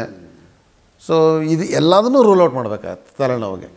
ಕನ್ನಡಕ ಅಕಸ್ಮಾತ್ ಕೆಲವರಿಗೆ ಕನ್ನಡಕ ಹಾಕೋದ್ರಿಂದ ತಲೆನೋವು ಸರಿಯಾಗುತ್ತೆ ಅಂಥವ್ರಿಗೆ definitely that headache is due to refractive error. ಅವಂಥವರು ಕನ್ನಡಕ ಹಾಕೋದು, ಅವ್ರಿಗೆ ಹಾಕೋದ್ರಿಂದ ತಲೆನೋವು, ಐ ಸ್ಟ್ರೈನ್ ಆಗೋಂಥದ್ದು ಎಲ್ಲದನ್ನು ಕಮ್ಮಿ ಆಗುತ್ತೆ. ಸರ್, ಇನ್ನು ಐ ಸೈಟ್ ಇರೋವಂಥವ್ರಿಗೆ ಕೇವಲ ಕನ್ನಡಕ ಹಾಕಿನೇ ಒಂದಿಷ್ಟು ವರ್ಷ ಅಂತ ಕನ್ನಡಕ ಹಾಕಿಸಿ ಅದಾದಮೇಲೆ ಅದನ್ನು ನಾರ್ಮಲ್ ಪವರಿಗೆ ತರ್ಬೋದಾ ಸರ್? ಅದೇ, ಇದು ಎಲ್ಲ ಪೇರೆಂಟ್ಸ್ಗಳು ಯೂಶ್ವಲಿ ಅವ್ರ ಮಕ್ಕಳಿಗೆ ಕನ್ನಡಕ ಹಾಕ್ಸೋಕ್ಕೆ ಇಷ್ಟ ಇರೋಲ್ಲ. ಎಲ್ಲರೂ ಅದನ್ನೇ ಕೇಳೋದು, ಎಷ್ಟು ವರ್ಷ ಹಾಕಬೇಕು ಸರ್ ಅಂತ. ಅದು unless you get it corrected by refractive error ಅಥವಾ ಬೇರೆ ಯಾವುದಾದ್ರೂ ಪ್ರೊಸೀಜರಿಂದ ನೀವು ಕರೆಕ್ಟ್ ಮಾಡಿಸಿಲ್ಲ ಅಂದರೆ ಮಯೋಪಿಯಾ ಪೇಷಂಟ್ ಡೆಫಿನೆಟ್ಲಿ ಅವರು ಕನ್ನಡಕ ಕಂಟಿನ್ಯೂ ಮಾಡಲೇಬೇಕಾಗುತ್ತೆ. ಇನ್ಫ್ಯಾಕ್ಟ್ ತುಂಬ ಕ್ವಶನ್ಸ್ ಅದೇ ನೀವು ಹೇಳಿದ್ರಿ. ಈಗ ಹೇಳಬೇಕು ಅಂದರೆ, ಸರ್ ನನ್ನ ಮಗು ಅಟ್ಲೀಸ್ಟು ನಿಮ್ಮ ಹತ್ರ ಬರೋಕ್ಕಿಂತ ಮುಂಚೆ, ಅಂದರೆ ಕನ್ನಡಕ ಹಾಕೊಳ್ಳೋಕ್ಕಿಂತ ಮುಂಚೆ ಅದು ಇದು ಕಾಣ್ತಾ ಇತ್ತು, ಇವಾಗ ಏನಪ್ಪ ಅಂದರೆ ಕನ್ನಡಕ ತೆಗೆದ್ರೆ ಏನೂ ಕಾಣೋದೇ ಇಲ್ಲ ಅಂತ ಹೇಳ್ತಾರೆ ಅಂತ. ಅದು ಆ ಥರ ಆಗಿರಲ್ಲ. ಆ ಮಗುಗೇನಾಗುತ್ತೆ, ಕನ್ನಡಕ ಹಾಕೋದ್ರಿಂದ ಎಲ್ಲ ಚೆನ್ನಾಗಿ ಕಾಣ್ತಾ ಇರುತ್ತೆ. ಸೊ ಎಲ್ಲ ತುಂಬ ಚೆನ್ನಾಗಿ ಕಾಣೋದ್ರಿಂದ ಕನ್ನಡಕ ತೆಗೆದ್ರೆ ಡೆಫಿನೆಟ್ಲಿ ಮುಂಚೆ ಎಷ್ಟಿತ್ತು ಅಷ್ಟೇ ಇರುತ್ತೆ. ಬಟ್ ಅವ್ರೇನು ಅನ್ಕೋತಾರೆ, ಓ ಏನೂ ಕಾಣ್ತಾ ಇಲ್ಲ ಅಂತ. ಆ ಥರ ಎಲ್ಲ ಆಗೋದಿಲ್ಲ. ಆ್ಯಂಡ್ ಕನ್ನಡಕ ಡೆಫಿನೆಟ್ಲಿ ಹಾಕಬೇಕಾಗತ್ತೆ. ಅದನ್ನು ವಿತೌಟ್ ಎನಿ ಪ್ರೊಸೀಜರ್ ಅಥವಾ ಬೇರೆ ಏನೋ ಕರೆಕ್ಷನ್ಸ್ ಮಾಡ್ದಲೇ ತೆಗಿಲಿಕ್ಕಾಗಲ್ಲ. ಆ್ಯಂಡ್ ಜಾಸ್ತಿನೂ ಆಗುತ್ತೆ. ಮಗು ಬೆಳವಣಿಗೆ ಟೈಮಲ್ಲಿ ಕನ್ನಡಕ ಹಾಕೋದ್ರಿಂದ ಅದು ಒಂದು ಮಿತ್. ನೀವು ಹೇಳ್ದಂಗೆ ಎಲ್ಲ ಏನು ಅನ್ಕೊಬಿಡ್ತಾರೆ, ಇವತ್ತು ನಾನು ಕನ್ನಡಕ ಹಾಕ್ಬಿಟ್ರೆ ಇಲ್ಲ 0 ಆಗೋಗುತ್ತೆ ಇಷ್ಟು ವರ್ಷ ಆದಮೇಲೆ, ಇಲ್ಲ ಅಂದರೆ ಪವರ್ ಅಲ್ಲೇ ಇರುತ್ತೆ. ಅದು ಜಾಸ್ತಿ ಆಗಬೇಕು ಅಂದರೆ ಜಾಸ್ತಿ ಆಗೇ ಆಗುತ್ತೆ ಮಗು ಕಣ್ಣಿನ ಬೆಳವಣಿಗೆ ಮೇಲೆ ಅದು. ಆ್ಯಂಡ್ ಕನ್ನಡಕ ಹಾಕೋದ್ರಿಂದ ವಿಷನ್ ಚೆನ್ನಾಗಿ ಕಾಣುತ್ತೆ, ಕಣ್ಣಿನ ಡೆವಲಪ್ಮೆಂಟ್ ಚೆನ್ನಾಗಿರುತ್ತೆ ಅಂತ ಹೇಳ್ಬೋದು. ದೃಷ್ಟಿಯೆಲ್ಲ ಚೆನ್ನಾಗಾಗುತ್ತೆ. ಸರ್, ಈಗ ಯಂಗ್ಸ್ಟರ್ಸ್ಗಳು ಯಂಗ್ಸ್ಟರ್ಸ್ ಬಗ್ಗೆ ಹೇಳಬೇಕಾದ್ರೆ ಬಾಡಿ ಬಗ್ಗೆ ಅಥವಾ ಬೇರೆದ್ರ ಬಗ್ಗೆ ಕಾನ್ಸಂಟ್ರೇಟ್ ಮಾಡೋಷ್ಟು ಕಣ್ಣಿನ ಆರೋಗ್ಯದ ಬಗ್ಗೆ ಕಾನ್ಸಂಟ್ರೇಟ್ ಮಾಡ್ತಿಲ್ಲ. ಏನು ತಿನ್ನಬೇಕು ಅನ್ನೋದು ಕೂಡ ಕಣ್ಣಿಗೋಸ್ಕರ ಏನು ತಿನ್ನಬೇಕು ಅನ್ನೋದು ಗೊತ್ತಿಲ್ಲ. ಐ ಎಕ್ಸಸೈಸಸ್ ಬಗ್ಗೆ ಗೊತ್ತಿರಲ್ಲ. ಅವರಿಗೆ ಏನು ಹೇಳ್ತೀರಾ ಸರ್? ಎಕ್ಸಾಕ್ಟ್ಲಿ ಅದೇ ನೀವು ಹೇಳ್ದಾಗೆ ಇದೊಂದು ಒಂಥರ ನೆಗ್ಲೆಕ್ಟೆಡ್ ಪಾರ್ಟ್ ಆಗಿಬಿಟ್ಟಿದೆ. ಏನೋ ನಡೆಯುತ್ತೆ ಬಿಡು, ಎಲ್ಲ ಏನು ತೊಂದರೆ, ನನಗೇನು ತೊಂದರೆ ಇಲ್ಲ ಅಂತ ನಾವೇ ಅಸ್ಯೂಮ್ ಮಾಡ್ಬಿಡೋದು. ಕಾಣ್ತಾ ಇದೆಯಲ್ಲ, ಏನು ತೊಂದರೆ ಇಲ್ಲ ಅಂತ. ಇದರಲ್ಲಿ ಇದು ನಿಜವಾಗ್ಲೂ ಭಾಳ ತಪ್ಪು. ಯಾಕಂದರೆ ಈಗ ನನಗೆ ಕಾಣ್ತಾ ಇರುತ್ತೆ, ನನಗೆ ಕಾಣೋದೇ ಕರೆಕ್ಟಾ ಅಂದರೆ ಫುಲ್ 100% ಕಾಣ್ತಾ ಇದೆಯಾ ಇಲ್ವಾ, ಎಷ್ಟು ಕಾಣಬೇಕು ಅಷ್ಟು ಕಾಣ್ತಾ ಇದೆಯಾ ಇಲ್ವಾ. ತುಂಬ ಜನಕ್ಕೆ ಈಗ ಕಾಣುತ್ತೆ ಸಿಂಪಲಾಗಿ 6/6 ಇಸ್ ದ ನಾರ್ಮಲ್ ವಿಷನ್, ಭಾಳ ಜನಕ್ಕೆ ಇರೋದಿಲ್ಲ ಅದು. ಸೊ ಅವ್ರು ಎಲ್ಲರೂ ಕಣ್ಣಿನ ಪರೀಕ್ಷೆ definitely is A must. Adult ಆಗಿರಲಿ ಅಥವಾ ಇವರು 40+ ಆಗಿರಲಿ, ವಯೋವೃದ್ಧರಾಗಿರಲಿ, ಏಜರಾಗಿರಲಿ, ಐ ಮೀನ್ ಯಂಗ್ ಅವರಾಗಿರಲಿ, ಎಲ್ಲರೂ ಕಣ್ಣಿನ ಪರೀಕ್ಷೆನ ಅಟ್ಲೀಸ್ಟ್ ಇನಿಷಿಯಲಿ ಒಂದು ಸತಿ ಅಂತೂ ತೋರಿಸ್ಕೊಳ್ಳೇಬೇಕು. ಅದಾದಮೇಲೆ 1 ಇಯರ್ ಟು 1 ವರ್ಷಕ್ಕೊಂದು ಸತಿ ತೋರಿಸ್ಕೊಂಡ್ರೆ ಡೆಫಿನೆಟ್ಲಿ ಭಾಳ ಒಳ್ಳೆಯದು. ಈ ಡಯಾಬಿಟಿಕ್ ಆಗಿರಲಿ, ಹೈಪರ್ ಟೆನ್ಷನ್ ಆಗಿರಲಿ, ಬೇರೆ ಯಾವ್ದಾರು ಅಸೋಸಿಯೇಟೆಡ್ ಕಾಯಿಲೆ ಇರೋವಂಥವ್ರು ಖಂಡಿತ ವರ್ಷಕ್ಕೊಂದು ಸತಿ ತೋರಿಸ್ಕೊಳ್ಳೇಬೇಕು. ಅದಾದಮೇಲೆ ಅವ್ರಿಗೆ ಅಕಸ್ಮಾತ್ ಡಾಕ್ಟ್ರಲ್ಲಿ ಬೇರೆ ಏನಾದ್ರು ಚೇಂಜಸ್ ಕಾಣ್ತು ಅಂದರೆ ನಾವು ಹೇಳ್ತೀವಿ, ಇನ್ನು 6 ತಿಂಗಳಿಗೆ ಒಂದು ಸತಿ ಬರಬೇಕು ಇನ್ಮೇಲೆ. ಸೊ ಈ ರೀತಿ ಕಣ್ಣಿನ ಆರೋಗ್ಯ ನೋಡ್ಕೊಳ್ಳೋದು ತುಂಬಾ ಮುಖ್ಯ. ಅದು ನೀವು ಹೇಳ್ದಾಗೆ ಪಾಪ ಅದು ನಮಗೆಲ್ಲದನ್ನೂ ಅದರಿಂದನೇ ನಮಗೆ ಅರ್ಥ ಆಗೋದು. ಆ ಪಾರ್ಟನ್ನೇ ಜನ ನೆಗ್ಲೆಕ್ಟ್ ಮಾಡ್ತಾರೆ. ಎಸ್ ಸರ್, ಈಗ ಬಾಡಿ ಟೆಸ್ಟ್ ಮಾಡಿಸ್ತಾರೆ, ಎಲ್ಲ ಟೆಸ್ಟ್ ಮಾಡಿಸ್ತಾರೆ, ಅಂದರೆ ಕಣ್ಣಿನ ಟೆಸ್ಟ್ಗೆ ಯಾರೂ ವಾಲಂಟಿಯರ್ ಆಗಿ ಬಂದು ಮಾಡೋದಿಲ್ಲ ಸರ್. ಎಸ್ ಸರ್, ಇವಾಗಿನ ಟ್ರಾಫಿಕ್ ಬಗ್ಗೆ ಮಾತಾಡಿದ್ರೆ ಇವಾಗಿನ ಟ್ರಾಫಿಕ್ಕಲ್ಲಿ ತುಂಬ ಕಾರ್ಬನ್ ಮೊನಾಕ್ಸೈಡು, ತುಂಬ ಹೊಗೆ ಹೋಗ್ತಾ ಇರುತ್ತೆ. ಆ ಹೊಗೆಯಿಂದ ನಮಗೆ ಕಣ್ಣಿಗೆ ಎಫೆಕ್ಟ್ ಆಗೋ ಚಾನ್ಸಸ್ ಇದೆ ಸರ್. ಧೂಳು, ಅಲರ್ಜಿ ಕಂಜಂಕ್ಟಿವೈಟಿಸ್ ಅಂತ ಏನು ಹೇಳ್ತೀವಲ್ಲ ಅದು ಬರೋವಂಥದ್ದು. ಅದು ಬಂದು ತೋರಿಸೋದಿಲ್ಲ ಕೆಲವರು, ಸುಮ್ಮನೆ ಉಜ್ಕೋತಾ ಇರ್ತಾರೆ. ತುಂಬ ಉಜ್ಕೋತಾ ಇದ್ದರೆ ಅಸ್ಟಿಗ್ಮ್ಯಾಟಿಸಮ್ ಅಂತ ರಿಫ್ರಾಕ್ಟಿವ್ ಎರರ್ ಬರುತ್ತೆ. ಅದೆಲ್ಲ ಬರೋವಂಥ ಸಾಧ್ಯತೆ ಇರುತ್ತೆ. ಆದ್ದರಿಂದ ಏನಾದರೂ ಸಿಮ್ಟಮ್ಸ್ ಇದ್ದರೆ ನಿಮಗೆ, ಅಥವಾ 1 or 2 ಡೇಸಲ್ಲಿ ಕಮ್ಮಿ ಆಗಿಲ್ಲ ರೆಗ್ಯುಲರಾಗಿ ಅಂದರೆ ಖಂಡಿತವಾಗೂ ನೇತ್ರ ತಜ್ಞರನ್ನು ಭೇಟಿ ಮಾಡಿ ಅಂತ ಹೇಳ್ತೀನಿ. ತುಂಬ ಜನ ಇದನ್ನು ಮಾಡೋದಿಲ್ಲ ಸರ್. ಯಾಕಂದರೆ ಒಂದು ಸೈಡ್ ಕಡ್ತಾ ಬರುತ್ತೆ ಅಥವಾ ಉರಿ ಬರುತ್ತೆ ಅಂದರೆ ಉಜ್ಕೋತಾರೆ. ಇಲ್ಲ ಸುಮ್ಮನೆ ಏನೋ ಯೂಟ್ಯೂಬಲ್ಲಿ ಇನ್ಫಾರ್ಮೇಷನ್ ನೋಡಿಕೊಂಡು ಅವರೇ ಏನೋ ಟ್ರೀಟ್ಮೆಂಟ್ ಮಾಡ್ಕೊಳ್ಳೋತಾರ, ಇವತ್ತು ಸರಿ ಹೋಗುತ್ತೆ ನಾಳೆ ಸರಿ ಹೋಗುತ್ತೆ ಅಂತ. ಯಾಕೆ ಕಾಣಬೇಕು ಸರ್ ಡಾಕ್ಟ್ರನ್ನ? ಸೆಲ್ಫ್ ಡಾಕ್ಟರ್ಸ್ ಆಗೋದಕ್ಕಿಂತ ಸ್ಪೆಷಲಿಸ್ಟ್ಗಳ ಹತ್ರ ಯಾಕೆ ಬರಬೇಕು ಸರ್? ಏನಾಗುತ್ತೆ ಅಂದರೆ, ಈಗ ನೀವು ಕಣ್ಣು ಉಜ್ಕೋತಾ ಇರ್ತೀರ ಅಂದ್ಕೊಳ್ಳಿ, ಅಲ್ಲಿ ಏನಾದರೂ ಒಂದು ಅಲ್ಸರ್ ಥರ ಗಾಯ ಏನೋ ಆಯಿತು. ಆ ಗಾಯ ಆಗಿರೋದು ಅದು ಕೊನೆಗೆ ಒಂದೊಂದು ಸತಿ ಏನಾಗುತ್ತೆ, ಹೀಲ್ ಆಗಬೇಕಾದ್ರೆ ಸ್ಕಾರ್ ಆಗುತ್ತೆ.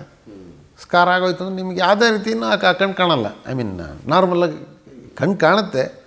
ಈಗ ಎದುರುಗಡೆ ಲೈಟ್ ಬಂದರೆ ಗ್ಲೇರ್ ಆಗುತ್ತೆ, ತುಂಬಾ ಹಿಂಸೆ ಪಡ್ತಾರೆ ಆವಾಗ. ಆದ್ದರಿಂದ ಮುಂದಾಗುವಂಥ ಅನಾಹುತಗಳನ್ನು ತಪ್ಪಿಸ್ಲಿಕ್ಕೆ ನೇತ್ರ ತಜ್ಞರನ್ನು ಕಾಣೋದು ಬಹಳ ಮುಖ್ಯ. ಅಂದರೆ ಏನಾರು ನಿಮ್ಮ ಸಿಮ್ಟಮ್ಸ್ ಇದ್ದಾಗ, ಈ ಥರದ್ದು ಏನೋ ಆಯಿತು, ಏನೋ ಬಿತ್ತು ಕಣ್ಣಲ್ಲಿ. ಕೆಲವರು ಫಾರಿನ್ ಬಾಡಿ ಅದು ಬಿದ್ದಿರೋದನ್ನು ತಿಂಗಳಾನ್ಗಟ್ಟಲೆ ಇಟ್ಕೊಂಡು ಬಂದಿರೋರು ಅಂತನೂ ನೋಡಿದ್ದೀನಿ ನಾನು. ಅದು ಅವ್ರಿಗೆ ಗೊತ್ತಾ ಇರುತ್ತೆ, ಎಲ್ಲ ಆಗ್ತಿರುತ್ತೆ. ಅದನ್ನು ಡಿಸ್ಚಾರ್ಜ್ ಜಿಬ್ರೆ ಅಂತಾರಲ್ಲ, ಅದು ಬರ್ತಾ ಇರುತ್ತೆ. ಐ ಡೋಂಟ್ ನೋ ಅದು ಹೇಗೆ ಇರಲಿ, ನೋಡೋಣ ಅಂತ ಹೇಳ್ತಾ ಇರುತ್ತೆ. ಅದು ಬರೋ ಅಂಥ ಟೈಮಲ್ಲಿ ಕೆಲವರಿಗೆ ಏನೂ ಮಾಡ್ದಲೇ ಇರೋ ಸ್ಟೇಜ್ ಫಾರಿನ್ ಬಾಡಿ ತೆಗಿತೀವಿ, ಬಟ್ ಆದರೂ ಅದು ಇನ್ಫೆಕ್ಷನ್ ಎಲ್ಲ ಆಗೋಗಿತ್ತು ಅಂದರೆ ಏನೂ ಮಾಡೋಕ್ಕಾಗಲ್ಲ.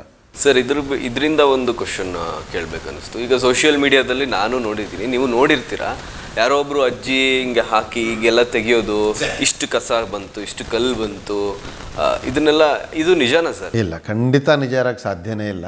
ಅದೇನೋ ಕಲ್ಲು ಬರ್ತಾ ಇರುತ್ತೆ ಅಂತ ನಾನು ನಾನು ಯೂಟ್ಯೂಬಲ್ಲಿ ನೋಡಿದ್ದೀನಿ. ಮೇ ಬಿ ಲೈವಾಗಿ ನೋಡಿದರೆ ಅದು ಮುಂಚೆನೇ ಎಲ್ಲ ಎಕ್ಸಾಮಿನ್ ಮಾಡಿ ಅವ್ರದ್ದು ಆಯ್ತು ಈಗ ತೆಗೀರಿ ಅಂತ ಕೊಟ್ಟರೆ ಬರಲ್ಲ ಅಂತ ಅನ್ಕೋತೀನಿ. ನಾನಂತೂ ಇಷ್ಟು ವರ್ಷ ನಂದು 25+ ಇಯರ್ಸ್ ಸರ್ವೀಸಲ್ಲಿ ಆ ಥರದ್ದು ನೋಡಿಲ್ಲ ನಾನು. ಅಷ್ಟು ಉಳ್ಕೊಳ್ಳೋಕೆ ಸಾಧ್ಯನಾ ಸರ್ ಕಣ್ಣೊಳಗಡೆ ಕಲ್ಲುಗಳು ಇದೆಲ್ಲ? ಸಾಧ್ಯ ಇಲ್ಲ.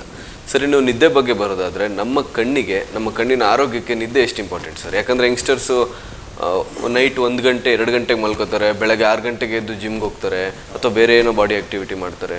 ನಿದ್ದೆ ಅನ್ನೋದೇ ಸಿಗ್ತಿರಲ್ಲ ಕಣ್ಣಿಗೆ, ರೆಸ್ಟ್ ಅನ್ನೋದು ಎಷ್ಟು ಇಂಪಾರ್ಟೆಂಟ್ ಆಗುತ್ತೆ ಸರ್? ಬರೀ ಕಣ್ಣೊಂದಕ್ಕೆ ಅಲ್ಲ, ನಮ್ಮ ದೇಹದ ಎಲ್ಲ ಬೆಳವಣಿಗೆಗೂ ನಿದ್ದೆ ತುಂಬಾ important. At least 8 hours of sleep, first ಪಾಸಿಬಲ್ಗೆ 6 hours ಆಫ್ ಸ್ಲೀಪ್ ಅಂತೂ ಬೇಕೇ ಬೇಕು. ನೀವು ನಿದ್ದೆ ಅಂತ ಹೇಳಿದಾಗ ಹೇಳ್ತೀನಿ, ಈಗ ಮೊಬೈಲ್ ಮಲಗವನೇನಿದೆ ಅವನಿಗೆ ನಿದ್ದೆ ಬಂದು ಅದು ಹಿಂಗೆ ಬೆಳಬೇಕು ಕೊಟ್ಟರೆ ಮೊಬೈಲು ಅದು ಇಟ್ಕೊಂಡೇ ಇರ್ತಾರೆ. ಅದು ನಮ್ಮ ಸ್ಲೀಪ್ ರಿದಮ್ನ ಹಾಳು ಮಾಡುತ್ತೆ. ಸೊ ಈಗೇನಂತಾರೆ ಸುಮಾರು ಜನ, ಸರ್ ನಂಗೆ ನಿದ್ದೆ ಬರಲ್ಲ, ಮೊಬೈಲ್ ಇಟ್ಕೋತೀನಿ, ಇನ್ನೇನು ಮಾಡೋದು ಸರ್ ಅಂತ. ಇದು ಒಂಥರ ವಿಸ್ಕಸ್ ಸೈಕಲ್ ಇದು. ನಿದ್ದೆ ಬರಲ್ಲ ಅಂತ ನೀವು ಮೊಬೈಲ್ ಇಟ್ಕೋತೀರಾ, ನೀವು ಮೊಬೈಲ್ ಹಿಡ್ಕೊಳ್ಳೋದ್ರಿಂದ ನಿದ್ದೆ ಬರಲ್ಲ. ಇದು ಸಾಲ್ವೆ ಆಗ್ದಲೇ ಇರೋ, ಅದಕ್ಕೋಸ್ಕರ ನಾನು ಎಲ್ಲ ಲೂಪ್ ಥರ ಎಲ್ಲರಿಗೂ ಏನು ಹೇಳ್ತೀನಿ ಅಂದರೆ, at least 2 hours before your sleep ನಿಮ್ಮ ಸ್ಕ್ರೀನ್ ಆಗಲಿ ಮೊಬೈಲ್ ಆಗಲಿ ಎಲ್ಲ ನೋಡೋದನ್ನ ಬಿಟ್ಟು 1 month ಮಾಡಿ ನೋಡಿ, ನಿಮ್ಮ ಎಲ್ಲದನ್ನು ಲೈನಲ್ಲಿರುತ್ತೆ. ನಿದ್ದೆ ಆಗಲಿ ಏನೇ ಅದರ. ಸೊ ನಿದ್ದೆ ನೀವು ಕರೆಕ್ಟಾಗಿ ಮಾಡೋದ್ರಿಂದ ನಿಮ್ಮ ದೇಹನೂ ಕಣ್ಣಾಗಲಿ ಎಲ್ಲನೂ ತುಂಬ ಚೆನ್ನಾಗಿರುತ್ತೆ. ಸರ್, ತುಂಬ ಜನ ನೈಟ್ ಡ್ಯೂಟಿ ಕೂಡ ಮಾಡ್ತಾರೆ ಸರ್. ಈಗ ಫಾರಿನ್ ಕಂಪನೀಸಲ್ಲಿ ವರ್ಕ್ ಮಾಡ್ತಾಯಿದ್ದೀನಿ, work from home, night duty ಮಾಡಲೇಬೇಕಾಗುತ್ತೆ ಅಂತಾರೆ. ತುಂಬ ಡಾರ್ಕ್ ಲೈಟಲ್ಲಿ ಬರೀ ಸಿಸ್ಟಮ್ದು ಲೈಟ್ ಮಾತ್ರ ನೋಡಿಕೊಂಡು ಕೂತಿರ್ತಾರೆ. ಅಂಥವರಿಗೆ ಅದು ಸರಿನಾ ಸರ್? ಕತ್ಲೆ ರೂಮಲ್ಲಿ ಬರೀ ಕಂಪ್ಯೂಟರ್ ಲೈಟ್ ನೋಡುವಂಥದ್ದು? ನಾರ್ಮಲ್ ಆ್ಯಂಬಿಯೆಂಟ್ ಲೈಟ್ ಇರಬೇಕಾಗಿ ಅಂಥದ್ರಲ್ಲೇ ನೋಡೋದು ಉತ್ತಮ. ಆ್ಯಂಡ್ ಸಿಸ್ಟಮ್ ನೋಡೋವಂಥವ್ರಿಗೆ ಏನು ಹೇಳಬೇಕು ಅಂದರೆ, ಅವರು ಕೂರುವಂಥ ಪಾಶ್ಚರ್ ಆಗಿರ್ಬೋದು, ಅವ್ರ ಟೇಬಲ್ ಆಗಿರ್ಬೋದು, ಅದು ಎಷ್ಟು ದೂರದಲ್ಲಿರಬೇಕು ಅನ್ನೋದೆಲ್ಲ ತುಂಬ ಹತ್ತಿರ ಇಟ್ಕೋಬಾರ್ದು. ಅಂದರೆ ಒಂದು ರೆಗ್ಯುಲರ್ ಇಷ್ಟು ಡಿಸ್ಟೆನ್ಸಲ್ಲಿ ಇರಬೇಕು. ಆ್ಯಂಡ್ ಆ್ಯಂಗ್ಯುಲೇಷನ್ ಅದರದ್ದು, ಸೊ ಎಲ್ಲ ಸ್ಪೆಸಿಫಿಕೇಷನ್ಸು ಕೊಟ್ಟಿರ್ತಾರೆ. ಆ ಆ್ಯಂಗ್ಯುಲೇಷನ್ನು ಅದು ನಾನು ಹೇಳ್ದಂಗೆ ಅವರಿಗಂತೂ ಎಸ್ಪೆಷಲಿ ಆ 20-20-20 ರೂಲ್ ಇದೆಯಲ್ಲ, every 20 minutes U C something 20 feet for 20 seconds. At least ಒಂದು 20 ಸೆಕೆಂಡ್ ನೀವು ದೂರ ಏನಾದರೂ ನಿಮ್ಮ ಇರೋಂಥ ಕಿಟಕಿಯಲ್ಲೇ ಏನೋ ಒಂದು ಗ್ರೀನ್ರಿ ಏನೋ ಒಂದು ನೋಡಿದರೆ ತುಂಬ ಹೆಲ್ಪ್ ಆಗುತ್ತೆ. ಅವ್ರಿಗೂ ಅಷ್ಟೇ. ತುಂಬ ಈ ಕಂಪ್ಯೂಟರ್ ವಿಷನ್ ಸಿಂಡ್ರೋಮ್ ಅಂತ ಹೇಳ್ತೀವಿ, ಅವ್ರಿಗೆ ಕಣ್ಣು ಕೆಂಪಾಗ್ತಾ ಇರುತ್ತೆ, ಆಮೇಲೆ ನೀರು ಬರುತ್ತೆ. ಡ್ರೈನೆಸ್ ಆಗುತ್ತೆ. ಇದೆಲ್ಲದನ್ನು ಕಂಪ್ಯೂಟರ್ ವಿಷನ್ ಸಿಂಡ್ರೋಮ್ ಅಂತ ಹೇಳ್ತೀವಿ. ಅವರು ಸಹ ಬಂದು ತೋರಿಸ್ಕೊಳೋದ್ರಿಂದ ಇದೆಲ್ಲ ಅರ್ಲಿ ಸ್ಟೇಜಸ್ಸಲ್ಲೇ ಅವರು ಅದನ್ನು ಅವಾಯ್ಡ್ ಮಾಡಿಕೊಂಡ್ರೆ ಹೆಲ್ಪ್ ಆಗುತ್ತೆ. ಸರ್, ಇನ್ನು ಕ್ಯಾಟ್ರಾಕ್ಟ್ ಟ್ರೀಟ್ಮೆಂಟನ್ನು ತೊಗೊಳ್ಳೋವಂಥವ್ರಿಗೆ ಡಯಾಬಿಟಿಸ್ ಇದ್ದರೆ ಅವರಿಗೆ ಏನು ಸಜೆಸ್ಟ್ ಮಾಡ್ತೀರಾ ಸರ್? ಡಯಾಬಿಟಿಕ್ ಪೇಷಂಟ್ಸಿಗೆ ನಾನು ಹೇಳಿದಾಗೆ at least once in a year ಕಣ್ ಟೆಸ್ಟ್ ಮಾಡಿಸ್ಲೇಬೇಕು. ಬ್ಲಡ್ ಶುಗರ್ನ ಕಂಟ್ರೋಲಲ್ಲಿ ಇಟ್ಕೋಬೇಕು. ಬ್ಲಡ್ ಶುಗರ್ ಅವ್ರು ತುಂಬ ಫ್ಲಕ್ಚುಯೇಟ್ ಆಗ್ತಾಯಿದ್ರೆ ಫಿಸಿಷಿಯನ್ ನೋಡಿ ಟ್ಯಾಬ್ಲೆಟ್ಸು, ಇನ್ಸುಲಿನ್, ವಾಟೆವರ್ ಅವರು ಹೇಗೆ ಗೈಡ್ ಮಾಡ್ತಾರೋ ಆ ರೀತಿ ನಡ್ಕೋಬೇಕಾಗತ್ತೆ. ಸಪೋಸ್ ಏನಾದರೂ ಆದ್ರೂ over a period of time diabetic age ಅಂತ ಏನು ಹೇಳ್ತೀವಿ, 5 years 10 years 20 years of diabetic ಪೇಷಂಟ್ಸಲ್ಲಿ ಸ್ವಲ್ಪ ಚೇಂಜಸ್ ಸ್ಟಾರ್ಟ್ ಆಗುತ್ತೆ. So all the blood vessels, ದೇಹದಲ್ಲಿರೋಂಥ ಎಲ್ಲ ರಕ್ತನಾಳಗಳು ಡಯಾಬಿಟಿಕ್ಕಿಂದ ಅಫೆಕ್ಟ್ ಆಗುತ್ತೆ. ಅದೇ ರೀತಿ ನಮ್ಮ ಕಣ್ಣಲ್ಲಿರೋಂಥ ರಕ್ತನಾಳಗಳನ್ನು ಅಫೆಕ್ಟ್ ಆಗುತ್ತೆ. ಸೊ ಮೈಲ್ಡ್ ಡಯಾಬಿಟಿಕ್ ರೆಟಿನೋಪತಿ ಅಂತೀವಿ, ಅದಾದಮೇಲೆ ಮಾಡ್ರೇಟ್ ಬರುತ್ತೆ, ಅದಾದಮೇಲೆ severe retinopathy, proliferative diabetic retinopathy ಅಂತ ಹೇಳ್ತೀವಿ. ಸೊ ಇದೆಲ್ಲ ಒಂದಾದ್ಮೇಲೆ ಒಂದಾಗುತ್ತೆ. ಇದನ್ನೆಲ್ಲ ಮುಂಚೆನೇ ಅವಾಯ್ಡ್ ಮಾಡಿಕೊಂಡ್ರೆ ಪರ್ಮನೆಂಟ್ ಡ್ಯಾಮೇಜ್ ಆಗೋಂಥ ಪ್ರಮೇಯನ ನಾವು ಆದಷ್ಟು ಮಿನಿಮೈಸ್ ಮಾಡ್ಬೋದು, ಆಲ್ಮೋಸ್ಟ್ ನಿಲ್ ಮಾಡ್ಬೋದು. ಅದಕ್ಕೆ ಏನೇನು ಟ್ರೀಟ್ಮೆಂಟ್ ಇದೆ ಅಂತ ಬೇಕಾದ್ರೆ ಕೆಳಗಡೆ ನಮ್ಮ ರೆಟಿನಾ ಡಾಕ್ಟರ್ ಇದ್ದಾರೆ, ಅವರು ತಮಗೆ ಎಕ್ಸ್ಪ್ಲೈನ್ ಮಾಡ್ತಾರೆ. ಸರ್, ಇನ್ನು ಆಲ್ಕೋಹಾಲ್ ಕನ್ಸಂಪ್ಷನ್ ಬಗ್ಗೆ ಮಾತಾಡಲೇಬೇಕಾಗುತ್ತೆ ಸರ್. ಆಲ್ಕೋಹಾಲ್ ಕನ್ಸಂಪ್ಷನಿಂದ ನಮ್ಮ ಕಣ್ಣಿನ ಹೆಲ್ತ್ ಎಷ್ಟು ಹಾಳಾಗುತ್ತೆ ಸರ್? ಈಗೆಲ್ಲ ತುಂಬ ಕಾಮನ್ ಆಗಿದೆ ಆಲ್ಕೋಹಾಲ್ ಕನ್ಸಂಪ್ಷನ್. ಯಂಗ್ಸ್ಟರ್ಸಿಂದ ಹಿಡಿದು ತುಂಬ ವಯಸ್ಸಾಗಿರೋರ್ವರೆಗೂ ಕಣ್ಣಿಗೆ ಎಷ್ಟು ತೊಂದರೆ ಆಗುತ್ತೆ ಸರ್ ಎಕ್ಸೆಸ್ ಆಫ್? ಡೆಫಿನೆಟ್ಲಿ. ಅದಾಗಲಿ ಸ್ಮೋಕಿಂಗ್ ಆಗಲಿ ಎರಡರಿಂದನೂ ನಮ್ಮ ಕಣ್ಣಿಗುತ್ತೆ. ಆದಷ್ಟು ಅದನ್ನೆಲ್ಲ ಅವಾಯ್ಡ್ ಮಾಡೋದ್ರಿಂದ ಓವರಾಲ್ ಹೆಲ್ತಿಂದ ಹಿಡಿದು ಕಣ್ಣು ಹೆಲ್ತ್ ಎಲ್ಲದನ್ನೂ ಚೆನ್ನಾಗಿರುತ್ತೆ. Exactly. Smoking, alcohol and any other bad habits better to avoid. Yes sir, ಇನ್ನು ಯಾವ್ಯಾವ ರೀತಿ ಕಣ್ಣಿನ ಸಮಸ್ಯೆಗಳು ಬರ್ಬೋದು ಸರ್? ಸ್ಕ್ವಿಂಟ್ ಅಂದರೆ ಅದೇ ಹೊರೆ ಕಣ್ಣು ಅಂತ ಹೇಳ್ತಾರಲ್ಲ, ಅದನ್ನು ಸುಮಾರು ಜನ ಏನಂದ್ರೆ ನನ್ನ ಮಗುಗೆ ಸ್ಕ್ವಿಂಟ್ ಇರೋದ್ರಿಂದ ಅದೃಷ್ಟ ಅಂತ ಭಾಳ ಜನ ಊರ ಕಡೆ ಆಗಲಿ ತುಂಬ ಜನ ಮಾತಾಡ್ತಾರೆ. ಅದು ಯಾವುದೇ ರೀತಿ ಅದೃಷ್ಟದಿಂದ ಇರೋದ್ರಿಂದ ಬಂದಿರಲ್ಲ, ಅದಕ್ಕೆ ಏನೋ ದೋಷ ಇದ್ದೇ ಇರುತ್ತೆ. ಅಟ್ಲೀಸ್ಟ್ ಅದರಲ್ಲೂ ಸುಮಾರು ವೆರೈಟಿ ಇದೆ. ರಿಫ್ರಾಕ್ಟಿವ್ ಇರ್ಬೋದು. ಸೊ ಅದು ಏನಿದೆ ಅಂತ ತೋರಿಸ್ಕೊಂಡು ಅದನ್ನೇನಂದರೆ ಕರೆಕ್ಟ್ ಮಾಡಬೇಕಾ ಬೇಡವಾ ಅಂತೆಲ್ಲ ಸ್ಕ್ವಿನ್ ಸ್ಪೆಷಲಿಸ್ಟ್ ಇರ್ತಾರೆ ನಮ್ಮ ಹಾಸ್ಪಿಟ್ಲಲ್ಲಿ. ಅವ್ರನ್ನೆಲ್ಲ ತೋರಿಸೋದ್ರಿಂದ ಏನಿದೆ ಅಂತ ಫಸ್ಟ್ ನೋಡಿಕೊಂಡು ಅದಕ್ಕೆ ಏನು ಟ್ರೀಟ್ಮೆಂಟ್ ಅನ್ನೋದು ತೋರಿಸ್ಬೇಕಾಗತ್ತೆ. ಸ್ಕ್ವಿಂಟ್ ಅಥವಾ ಹೊರೆ ಕಣ್ಣಿರೋ ಅಂಥ ಮಕ್ಕಳನ್ನ ಖಂಡಿತವಾಗೂ ಹಾಸ್ಪಿಟ್ಲಿಗೆ ಕರ್ಕೊಂಬಂದು ತೋರಿಸ್ಬೇಕು ಅಂತ ನಾನು ಹೇಳ್ತೇನೆ.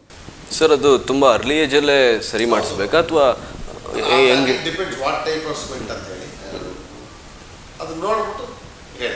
ಎಸ್ ಸರ್, ವಾರೆಗಣ್ಣಿನ ಬಗ್ಗೆ ತುಂಬ ಡೌಟ್ಸ್ ಇದೆ. ನೀವು ಹೇಳಿದಾಗೆ ಅದೃಷ್ಟದ ಕಣ್ಣು ಅಂತಾರೆ, ಅದಕ್ಕೆ ಕೆಲವೊಬ್ಬರಿಗೆ ಪರ್ಮನೆಂಟ್ ಸೊಲ್ಯೂಷನ್ ಬೇಕು ಸರ್. ನನ್ನ ಕಣ್ಣು ಕೂಡ ದೃಷ್ಟಿಯಲ್ಲಿ ಎಲ್ಲರ ರೀತಿ ನೋಡಬೇಕು, ನನ್ನ ಕ್ಯಾಮ್ರಾ ಮುಂದೆ ನಾನು ಚೆನ್ನಾಗಿ ಕಾಣಿಸ್ಬೇಕು ಅಂತೆಲ್ಲ ಇರುತ್ತೆ ಸರ್. ಅದು ಸರಿ ಮಾಡ್ಬೋದಾ ಸರ್? ಮಾಡ್ಬೋದು, ಖಂಡಿತ ಮಾಡ್ಬೋದು. ಈಗ ಅಕಸ್ಮಾತ್ ಸಪೋಸ್ ಅವ್ರಿಗೆ ಆ ಕಣ್ಣಲ್ಲಿ ವಿಷನ್ ಏನೋ ಬರ್ತಾ ಇಲ್ಲ ಅಂದ್ರೂ ಕಾಸ್ಮೆಟಿಕಲಿ ನೀವು ಹೇಳಿದಾಗೆ ನಾರ್ಮಲಾಗಿ ನಾನು ಎಲ್ಲ ರೀತಿಯೂ ಕಾಣಬೇಕು. ಇಲ್ಲಾಂದರೆ ಸೋಷಿಯಲ್ ಸ್ಟಿಗ್ಮಾ ಅಂತ ಏನು ಹೇಳ್ತೀವಿ, ಜನ ರೇಗಿಸ್ತಾ ಇರ್ತಾರೆ ಅಥವಾ ಅವ್ರಿಗೆ ಸ್ಕೂಲಲ್ಲಿ ತೊಂದರೆ ಆಗ್ತಾ ಇರುತ್ತೆ. ಇದೆಲ್ಲದಕ್ಕೋಸ್ಕರ ಅದು cosmetically also we can correct. Suppose vision ಬರ್ತಾ ಇಲ್ಲ, ಅದರಿಂದ ಇಂಪ್ರೂವ್ಮೆಂಟ್ ಇಲ್ಲ ಅಂದ್ರೂ ಕಾಸ್ಮೆಟಿಕಲಿ ಕರೆಕ್ಷನ್ ಮಾಡ್ಬೋದು. ಯಾಕಂದರೆ ಸರ್, ಆ ವಾರೆಗಣ್ಣಿಂದ ತುಂಬ ಜನ ಡಿಪ್ರೆಷನ್ಗೆ ಹೋಗ್ತಾರೆ. ಯಾಕಂದರೆ ಅವ್ರಿಗೆ ಸೋಷಿಯಲ್ಲಾಗಿ ತುಂಬ ಜನ ಆಡ್ಕೊಳ್ಳೋವಂಥ ಚಾನ್ಸಸ್ ಇರುತ್ತೆ. ಒಂದಷ್ಟು ನಿಕ್ ನೇಮ್ಸಿಂದ ಅವ್ರನ್ನ ಕರೀತಾರೆ. ಇದರಿಂದ ಕೆಲವೊಬ್ಬರಿಗೆ ತುಂಬ ಆಸೆ ಇರುತ್ತೆ ಸರ್, ನನ್ನ ಕಣ್ಣು ಸರಿ ಹೋಗ್ಬೇಕಂತ. ಅದು ಯಾವ ರೀತಿ ಇರುತ್ತೆ ಸರ್? ಪೇನ್ಲೆಸ್ ಇರುತ್ತೆ? ಖಂಡಿತ ಪೇನ್ಲೆಸ್ ಇರುತ್ತೆ. ಅದನ್ನು ಅಂದರೆ ಅದಕ್ಕೆ ನಾವು ಇಲ್ಲ ಇಂಜೆಕ್ಷನ್ ಕೊಟ್ಟಿರ್ತೀವಿ, because there will be dealing with the muscles. So ಅದಕ್ಕೆ ಪೇನ್ ಇಲ್ಲ ಆಗದಲ್ಲೇ ಇರೋಂಗೆ ಏನೇನು ಬೇಕೋ ಅದೆಲ್ಲ ಪ್ರಿಕಾಷನ್ಸ್ ತೊಗೊಂಡಿರ್ತೀವಿ. ಖಂಡಿತ ವಾರೆಗಣ್ಣನ್ನು ಸಹ ನಾವು ನಾರ್ಮಲ್ ಮನುಷ್ಯರ ಥರ ಮಾಡ್ಬೋದು. ವಾರೆಗಣ್ಣಿರೋ ಅಂಥವ್ರನ್ನ ಅವರು ದಯವಿಟ್ಟು ಬಂದು ತೋರಿಸ್ಕೊಳ್ಳಿ. ಅಂದರೆ ನೀವು ಹೇಳ್ದಂಗೆ ಡೆಫಿನೆಟ್ಲಿ ಅವರು psychologically they will be very down, ಡಿಪ್ರೆಷನ್ಗೆ ಹೋಗೋ ಚಾನ್ಸ್. ಎಕ್ಸಾಕ್ಟ್ಲಿ. ಎಸ್ ಸರ್, ಇನ್ನು ಬೇರೆ ಬೇರೆ ರೀತಿ ಸಮಸ್ಯೆಗಳು ಈಗಿನ ಮಕ್ಕಳಲ್ಲಿ ತುಂಬ ಕಾಣ್ತಾ ಇದೆ. ಕಣ್ಣು ಅಂತ ಬಂದಾಗ ನನ್ನ ಮಗ ಓದೋಕ್ಕೆ ಆಗಲ್ಲ, ಅಷ್ಟು ತಲೆನೋವು ಬರುತ್ತೆ ಅಂತಾರೆ, ಅಥವಾ ಕಾಣಿಸೋದೇ ಇಲ್ಲ, ಸಣ್ಣ ಸಣ್ಣ ಅಕ್ಷರ ಕಾಣಲ್ಲ ಅಥವಾ ದೂರದ ಅಕ್ಷರ ಕಾಣಲ್ಲ. ಈ ರೀತಿಯೆಲ್ಲ ತುಂಬ ಅರ್ಲಿ ಏಜಲ್ಲಿ ಬರ್ತಿದೆ ಸರ್. ಇದನ್ನು ಅವಾಯ್ಡ್ ಮಾಡಬೇಕಂತಂದರೆ ಯಂಗ್ಸ್ಟರ್ಸ್ಗೆ ಏನು ಸಜೆಸ್ಟ್ ಮಾಡ್ತೀರಾ ಸರ್? ಅದು ಅವಾಯ್ಡ್ ಮಾಡಬೇಕು ಅಂತಂದರೆ ಅದು ಆಲ್ಮೋಸ್ಟ್ ಒಂದು ಸರ್ಟನ್ ಡಿಸ್ಟೆನ್ಸ್ ಏನಿರುತ್ತೆ ಅಷ್ಟು ಡಿಸ್ಟೆನ್ಸಲ್ಲಿ ಇಟ್ಕೊಂಡು ಓದಬೇಕು. ತುಂಬ ಹತ್ತಿರದಲ್ಲಿ ಓದಬಾರ್ದು. ಲೈಟ್ ಕಂಡೀಷನ್ ಚೆನ್ನಾಗಿರಬೇಕು ಅವ್ರು ಓದೋಂಥ ರೂಮ್ನಲ್ಲಿ. ಟಿ ವಿನಾಗಲಿ ತುಂಬ ಹತ್ರ ಟಿ ವಿ ಮುಂದೆನೇ ಕೂತ್ಕೊಂಡು ನೋಡ್ತಾ ಇರ್ತಾರೆ, ಅದನ್ನು ಅವಾಯ್ಡ್ ಮಾಡಬೇಕು. ಆ್ಯಂಡ್ ಅಗೇನ್ ಅವ್ರು ಟಿ ವಿ ಮುಂದೆ ಕೂತ್ಕೊಂಡು ನೋಡ್ತಾ ಇದ್ದಾರೆ ಅಂದರೆ ಏನಕ್ಕೆ ನೋಡ್ತಾ ಇದ್ದಾರೆ ಅಂತ ಪೇರೆಂಟ್ಸ್ ಯೋಚನೆ ಮಾಡಬೇಕು. ಕೆಲವು ಅವ್ರಿಗೇನಾಗಿರುತ್ತೆ, ಅವ್ರಿಗೆ ರಿಫ್ರಾಕ್ಟಿವ್ ಎರರ್ ಇರುತ್ತೆ, ಕಾಣ್ತಾ ಇರಲ್ಲ. ಅದಕ್ಕೆ ಈ ಕೆಲವು ಮಕ್ಕಳು ಅದಕ್ಕೆ ಮುಂದೆ ಕೂತ್ಕೊಂಡು ನೋಡ್ತಾ ಇರ್ತಾರೆ. ಅಂಥವ್ರನ್ನೂ ಬೇಗ ಡಾಕ್ಟ್ರನ್ನ ತೋರಿಸೋದ್ರಿಂದ ಹೆಲ್ಪ್ ಆಗುತ್ತೆ. ಆ್ಯಂಡ್ ದೂರ ಔಟ್ಡೋರ್ ಆ್ಯಕ್ಟಿವಿಟಿ, ಈಗ ಆಲ್ಮೋಸ್ಟ್ ಔಟ್ಡೋರ್ ಆಟನೇ ನಿಂತೋಗ್ಬಿಟ್ಟಿದೆ. ಮಕ್ಕಳು ಮನೆಯೊಳಗೆ ಬರೀ ಮೊಬೈಲ್ಸು, ಟಿ ವಿ ಅದು ಇದು ಆಡ್ತಾ ಇರ್ತಾರೆ. ಹೊರಗಡೆ ಔಟ್ಡೋರಲ್ಲಿ ಆಟ ಆಡೋದ್ರಿಂದ ಇದೆಲ್ಲದರಿಂದನೂ ನೀವು ಮಾಡೋದ್ರಿಂದ ಅವಾಯ್ಡ್ ಮಾಡ್ಬೋದು. ಎಸ್ ಸರ್, ಇನ್ನು ರಾಜೇಶ್ ಐ ಹಾಸ್ಪಿಟಲ್ ಬಗ್ಗೆ ಮಾತಾಡೋದಾದರೆ ಇಲ್ಲಿ ಏನೆಲ್ಲ ಫೆಸಿಲಿಟೀಸ್ ಇದೆ, ಏನೆಲ್ಲ ಸ್ಪೆಷಾಲಿಟೀಸ್ ಇದೆ ಸರ್? ಒಬ್ಬ ಕಣ್ಣಿನ ತೊಂದರೆ ಅಂತ ಬಂದಾಗ, ಕಣ್ಣಿನ ಸಮಸ್ಯೆ ಅಂತ ಬಂದಾಗ ಆತನಿಗೆ ಎಲ್ಲ ರೀತಿಯ ಟ್ರೀಟ್ಮೆಂಟ್ ಸಿಕ್ಕುತ್ತಾ ಸರ್ ಇಲ್ಲಿ? ಖಂಡಿತ. ಎಲ್ಲ ಕಣ್ಣಿಗೆ ಸಂಬಂಧಪಟ್ಟಂಥ ತೊಂದರೆಗೂ ಇಲ್ಲಿ ಸಲಹೆ ಪರಿಹಾರ ಇದ್ದೇ ಇದೆ. ನಮ್ಮಲ್ಲಿ ಪೊರೆ ಸರ್ಜರಿ ಆಗಿರ್ಬೋದು, ಟೆರಿಜಿಯಮ್ ಸರ್ಜರಿ ಆಗಿರ್ಬೋದು, ಸ್ಕ್ವಿಂಟ್ ಸರ್ಜರಿ ಆಗಿರ್ಬೋದು, ಓರೆಗಂಟ್ ಸರ್ಜರಿ ಆಗಿರ್ಬೋದು, ರೆಟಿನಾಗೆ ಸಂಬಂಧಪಟ್ಟಂಥ ಲೇಸರ್ಸ್ ಆಗಲಿ ಎಲ್ಲ ಲೇಟೆಸ್ಟ್ ಲೇಸರ್ಸ್ ಇದೆ. ಆ್ಯಂಡ್ ಪೊರೆ ಮಾಡೋಂಥ ಎಲ್ಲ ವೆರಿ ಲೇಟೆಸ್ಟ್ ಎಕ್ವಿಪ್ಮೆಂಟ್ಸ್ ಇದೆ. ಆ್ಯಂಡ್ ಸ್ಕ್ಯಾನ್ಸ್ಗಳಾಗಿರ್ಬೋದು, ಕಣ್ಣಿಗೆ ಬೇಕಾದಂಥ ಆಲ್ಮೋಸ್ಟ್ ಎಲ್ಲ ಎಕ್ವಿಪ್ಮೆಂಟ್ಸು ನಮ್ಮಲ್ಲಿದೆ ಅಂತ ಹೇಳ್ತೀವಿ. ಸರ್, ಕಡೆದಾಗಿ ನಮ್ಮ ಟಿ ವಿ ವೀಕ್ಷಕರಿಗೆ ಏನೇ ಹೇಳ್ತೀರಾ ಸರ್? ರಾಜೇಶ್ ಐ ಹಾಸ್ಪಿಟಲ್ಗೆ ಬರುವಂಥ ವೀಕ್ಷಕರಿಗೆ ಸಜೆಸ್ಟ್ ಯಾಕೆ ಮಾಡಬೇಕು ಅವರು ಅಥವಾ ಅವರ ಫ್ಯಾಮಿಲಿಯವರಿಗೆ ಯಾಕೆ ಅಂತ ಸರ್? ಅದೇ ಈಗ ರಾಜೇಶ್ ಕಣ್ಣಿನ ಆಸ್ಪತ್ರೆ ಅಥವಾ ರಾಜೇಶ್ ಐ ಹಾಸ್ಪಿಟಲ್ ಅಂತೇನು ನಮ್ಮ ಸರಸ್ವತಿಪುರಂ ಕುವೆಂಪು ಸ್ಕೂಲ್ ಹತ್ರ ಇದೆ, ತಾವಿಲ್ಲಿಗೆ ಬಂದರೆ ಒನ್ ಸ್ಟಾಪ್ ಸೊಲ್ಯೂಷನ್ ಅನ್ಬೋದು. ತಮಗೆ ಕಣ್ಣಿಗೆ ಏನೇ ಸಮಸ್ಯೆ ಇದ್ರೂ, ಈಗ ಸುಮಾರು ಕಡೆ ಕ್ಯಾಟ್ರಾಕ್ಟ್ ಸರ್ವಿಸಸ್ ಇರುತ್ತೆ, ರೆಟಿನಾ ಇರೋದಿಲ್ಲ. ನಮ್ಮಲ್ಲಿ ಡೈಲಿ ರೆಟಿನಾ ಡಾಕ್ಟ್ರ್ ಇಲ್ಲೇ ಇರ್ತಾರೆ. ಡಯಾಬಿಟಿಕ್ ಪೇಷಂಟ್ಸ್ ಆಗಿರ್ಬೋದು, ಇಲ್ಲ ಎನಿ ತೊಂದರೆ ಇರೋ ಅಂಥವ್ರು ಇಲ್ಲಿ ಬಂದರೆ ಅವರಿಗೆ ಕಣ್ಣಿಗೆ ಬೇಕಾದಂಥ ಎಲ್ಲ ಟ್ರೀಟ್ಮೆಂಟು ಇಲ್ಲಿ ದೊರೀತದೆ ಅಂತ ಹೇಳೋಕ್ಕೆ ಇಷ್ಟಪಡ್ತೀನಿ. Sir, thank you sir. ಇಷ್ಟೊತ್ತು ನಮ್ಮ ಜೊತೆ ಕಾರ್ಯಕ್ರಮದಲ್ಲಿ ಜಾಯ್ನ್ ಆಗಿದ್ದಕ್ಕೆ. ನಮ್ಮ ವೀಕ್ಷಕರ ಹಲವಾರು ಪ್ರಶ್ನೆಗಳಿಗೆ ನೀವು ಉತ್ತರವನ್ನು ಕೊಟ್ಟಿದ್ದೀರಾ. ತುಂಬ ವ್ಯಾಲ್ಯೂಯಬಲ್ ಇನ್ಫಾರ್ಮೇಷನ್ಸ್ನ ನಮ್ಮ ಜೊತೆ ಹಂಚ್ಕೊಂಡಿದ್ದೀರಾ ಸರ್. ಧನ್ಯವಾದಗಳು ಸರ್ ನಮ್ಮ ಜೊತೆ ಕಾರ್ಯಕ್ರಮದಲ್ಲಿ ಜಾಯ್ನ್ ಆಗಿ. Thank you. ನಮಸ್ತೆ. ಎಸ್, ನೋಡಿದ್ರಲ್ಲ ವೀಕ್ಷಕರೇ, ನಮ್ಮ ಜೊತೆ ಡಾಕ್ಟರ್ ರಾಜೇಶ್ ಅವರಿದ್ದರು. ಹಲವಾರು ಕಣ್ಣಿನ ಸಮಸ್ಯೆಗಳ ಪ್ರಶ್ನೆಗಳಿಗೆ ಉತ್ತರವನ್ನು ನೀಡಿದರು, ಹಲವಾರು ಇನ್ಫಾರ್ಮೇಷನ್ಗಳನ್ನ ನಮ್ಮ ಜೊತೆ ಹಂಚಿಕೊಂಡ್ರು. ಎಸ್, ಇದಾಗಿತ್ತು ಈ ಹೊತ್ತಿನ ವಿಶೇಷ ಕಾರ್ಯಕ್ರಮ. ಮತ್ತೊಂದು ನಮ್ಮ ಡಾಕ್ಟರ್ ವಿಶೇಷ ಕಾರ್ಯಕ್ರಮದಲ್ಲಿ ನಿಮ್ಮನ್ನೆಲ್ಲ ಭೇಟಿ ಮಾಡ್ತೀನಿ. ಅಲ್ಲಿವರೆಗೂ ನೋಡ್ತಾ ಇರಿ ನಮ್ಮ ಟಿವಿ ಮೈಸೂರು.